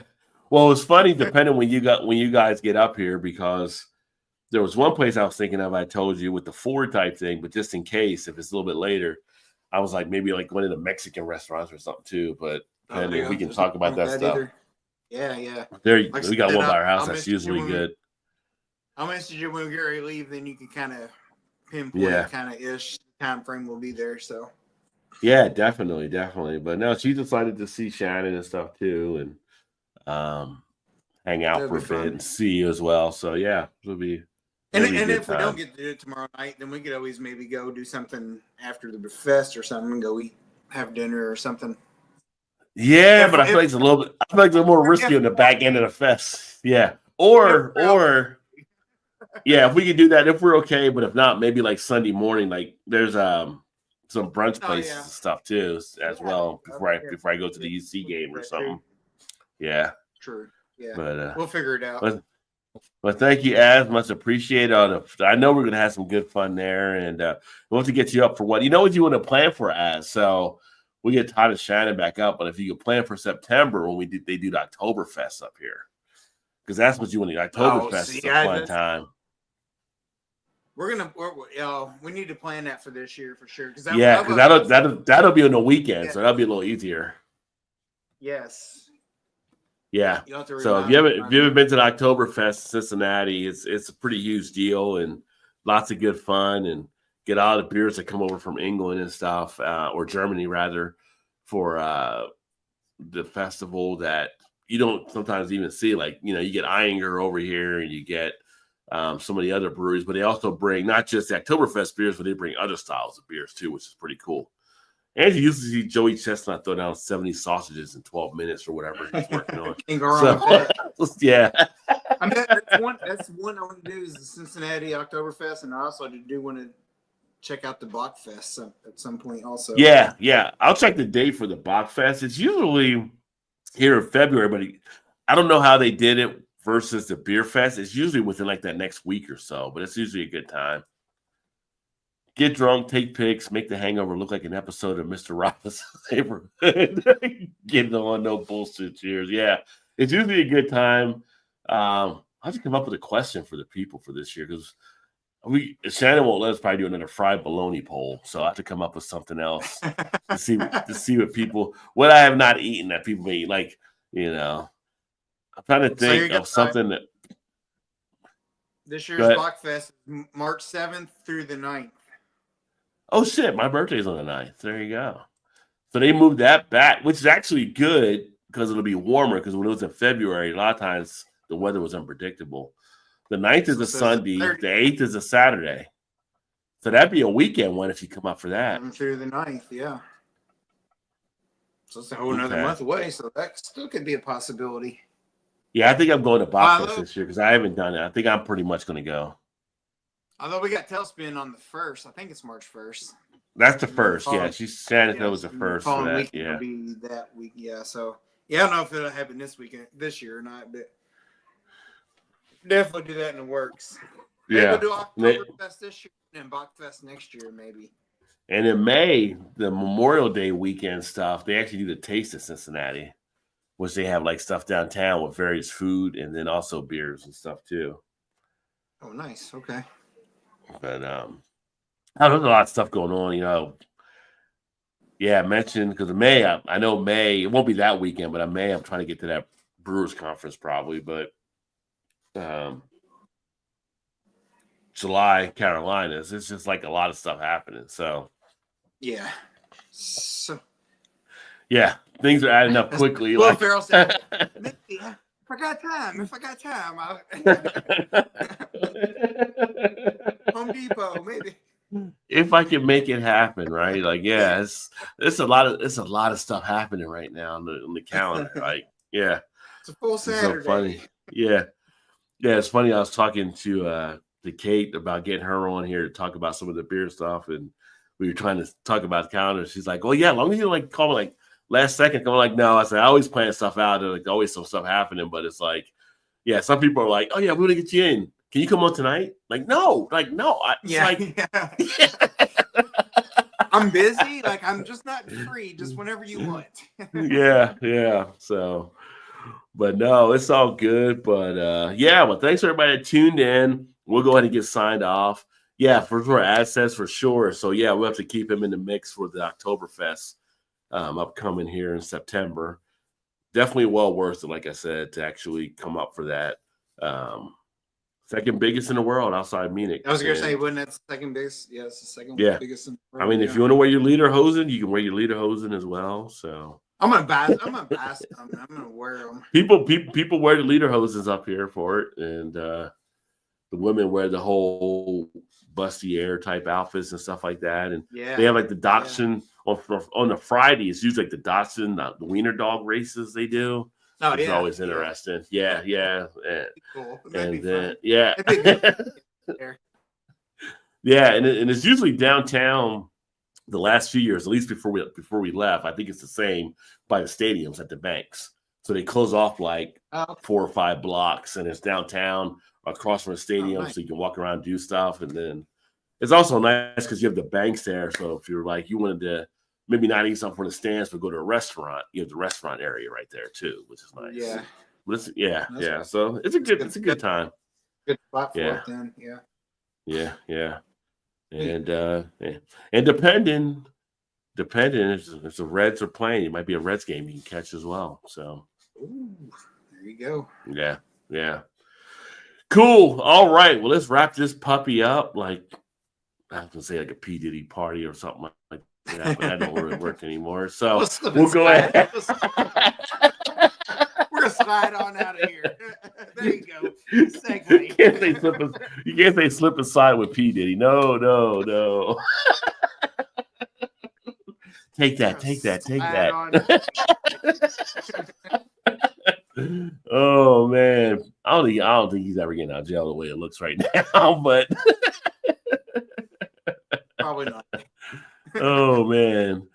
All right, y'all. We will catch up with you. Well, next week will be next Thursday. We'll we'll have another show there. But before that time, make sure to stay tuned.